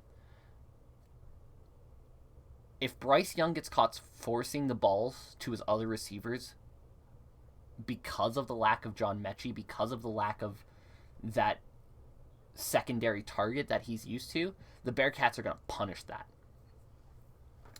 On offense, Desmond Ritter's not Bryce Young, but he is very good. And he's looking himself to leave a mark on scouts who might be looking to draft him. Desmond Ridder is the ultimate question mark going into the draft. There's a lot of people who think he's... Well, not a lot. There's some people who think he could be as good as the best quarterback in this class. And there's some people who think he's not even draftable talent. He's this enigmatic talent at quarterback. And he's got something to prove. He's been very good this year. 3,190 yards, 31 touchdowns, 8 interceptions. The other thing Cincinnati has is they have a great running back, right? You get to this point in the season, you got a lot of complete teams, and Cincinnati's no different. Jerome Ford has 1,242 rushing touchdowns, 19 rushing touchdowns. It's going to be a tough task against the fourth best rush defense in the nation. But again, you have a lot of complete teams here. Cincinnati's getting no respect in this game. Minus 14 points is a lot. And if anybody thinks this game's going to be a cakewalk for Alabama, ask Georgia about last season's Peach Bowl. Cincinnati is a good team. And they're going to earn a lot of respect in this game. That being said, Alabama is that little bit better, has that little bit more pedigree to take them across the line. I think Alabama wins this game, but I don't think they win by 14. I think Cincinnati covers the spread here and gains some respect from the nation and gets a decent showing out of a playoff spot that a lot of people think they weren't otherwise going to get, including me. I've openly admitted I wanted them in this playoff so badly, but I was waiting for the bowl committee to screw them over. They didn't. So we'll see what happens here. Moving on to the Orange Bowl, the semifinal at the Orange Bowl. You got number 3 Georgia, 9-point favorites against Michigan. The question in this one is simple. Georgia got physically run over by Alabama in that conference championship game. Has that taken a toll on them mentally? And this is a team that, until that championship game, had looked unbeatable. Now there's cracks. The cracks have shown. And the cracks in the foundation are there. Georgia's going to have a bit of a tough decision to make at quarterback. Stetson Bennett took over for JT Daniels pretty early in the season. Had a good season throughout, but was very exposed by Alabama's defense. Do they go back to Stetson Bennett for this game? Or does JT Daniels jump in, take the semifinal? It's a tough question. That being said, Georgia has 2 very good running backs who, regardless of who plays at quarterback, is going to be a big factor in this game. It's been a pretty even split between Zamir White and James Cook this year, but they've ran for over 1,300 yards and 17 touchdowns between the two of them. If Georgia's going to win this game, they have to do it. Both teams in this game have absolutely menacing defensive lines that are going to be a nightmare for the opponent's offensive line. Michigan, it's 2 names that you need to look over for. It's Aiden Hutchinson and David Ajobu, who have 25 sacks between the two of them and have been in the backfield all season. They're going to create havoc for quarterbacks. They're going to create havoc for running backs. Georgia's defense doesn't have the same gaudy sack numbers that Michigan have, but 3rd best run defense in the nation. They have a ton of talent that can make things happen. That being said, the last time Michigan played an elite run defense, Hassan Haskins made them look very ordinary. His 169-yard, 5-touchdown game against Ohio State was a big statement game and proved that Michigan can run the ball on anybody. Cade McNamara at quarterback for Michigan has been solid behind center, if not unspectacular. But if Michigan can get the run going, keep the ball from Georgia, keep Georgia's defense honest, Michigan's probably going to feel pretty confident in this one. Georgia got demolished in that game by Alabama. Might be facing a little bit of a crisis in confidence, maybe a little bit of a hangover from that. I think about a month ago, you'd think of this game very differently. But Michigan's coming into this game feeling really good, coming off of winning the Big Ten, coming off of beating Ohio State for the first time in a while. And Georgia's foundation is showing a little bit of cracks here. I think Michigan pulls off the upset here. I think going through this game, Michigan's going to be able to just pull out that little bit more in this one to take down Georgia. And that leads us to the national championship game, which is going to be number 1 Alabama versus number 2 Michigan. And I'm not going to lie, guys. This story-wise is the worst possible matchup. You don't get the rematch of the SEC championship. Cinderella doesn't get to go to the ball. You just get 2 teams who a large portion of the nation hates. But as a game, it could be pretty fun. Michigan's defense versus Alabama's offensive line. Hassan Haskins versus one of the best running defenses in the nation. The question, if this is the matchup, is can Alabama keep Bryce Young upright? If Michigan can get through, get sacks, cause problems for Bryce Young, it's going to be a tough game for them. But if Michigan can't break through that Alabama offensive line, Alabama's got to feel good about this matchup. Both teams have had interesting years. I don't think either team feels invincible, right? Michigan, obviously, close games with Rutgers, Nebraska, the loss to Michigan State.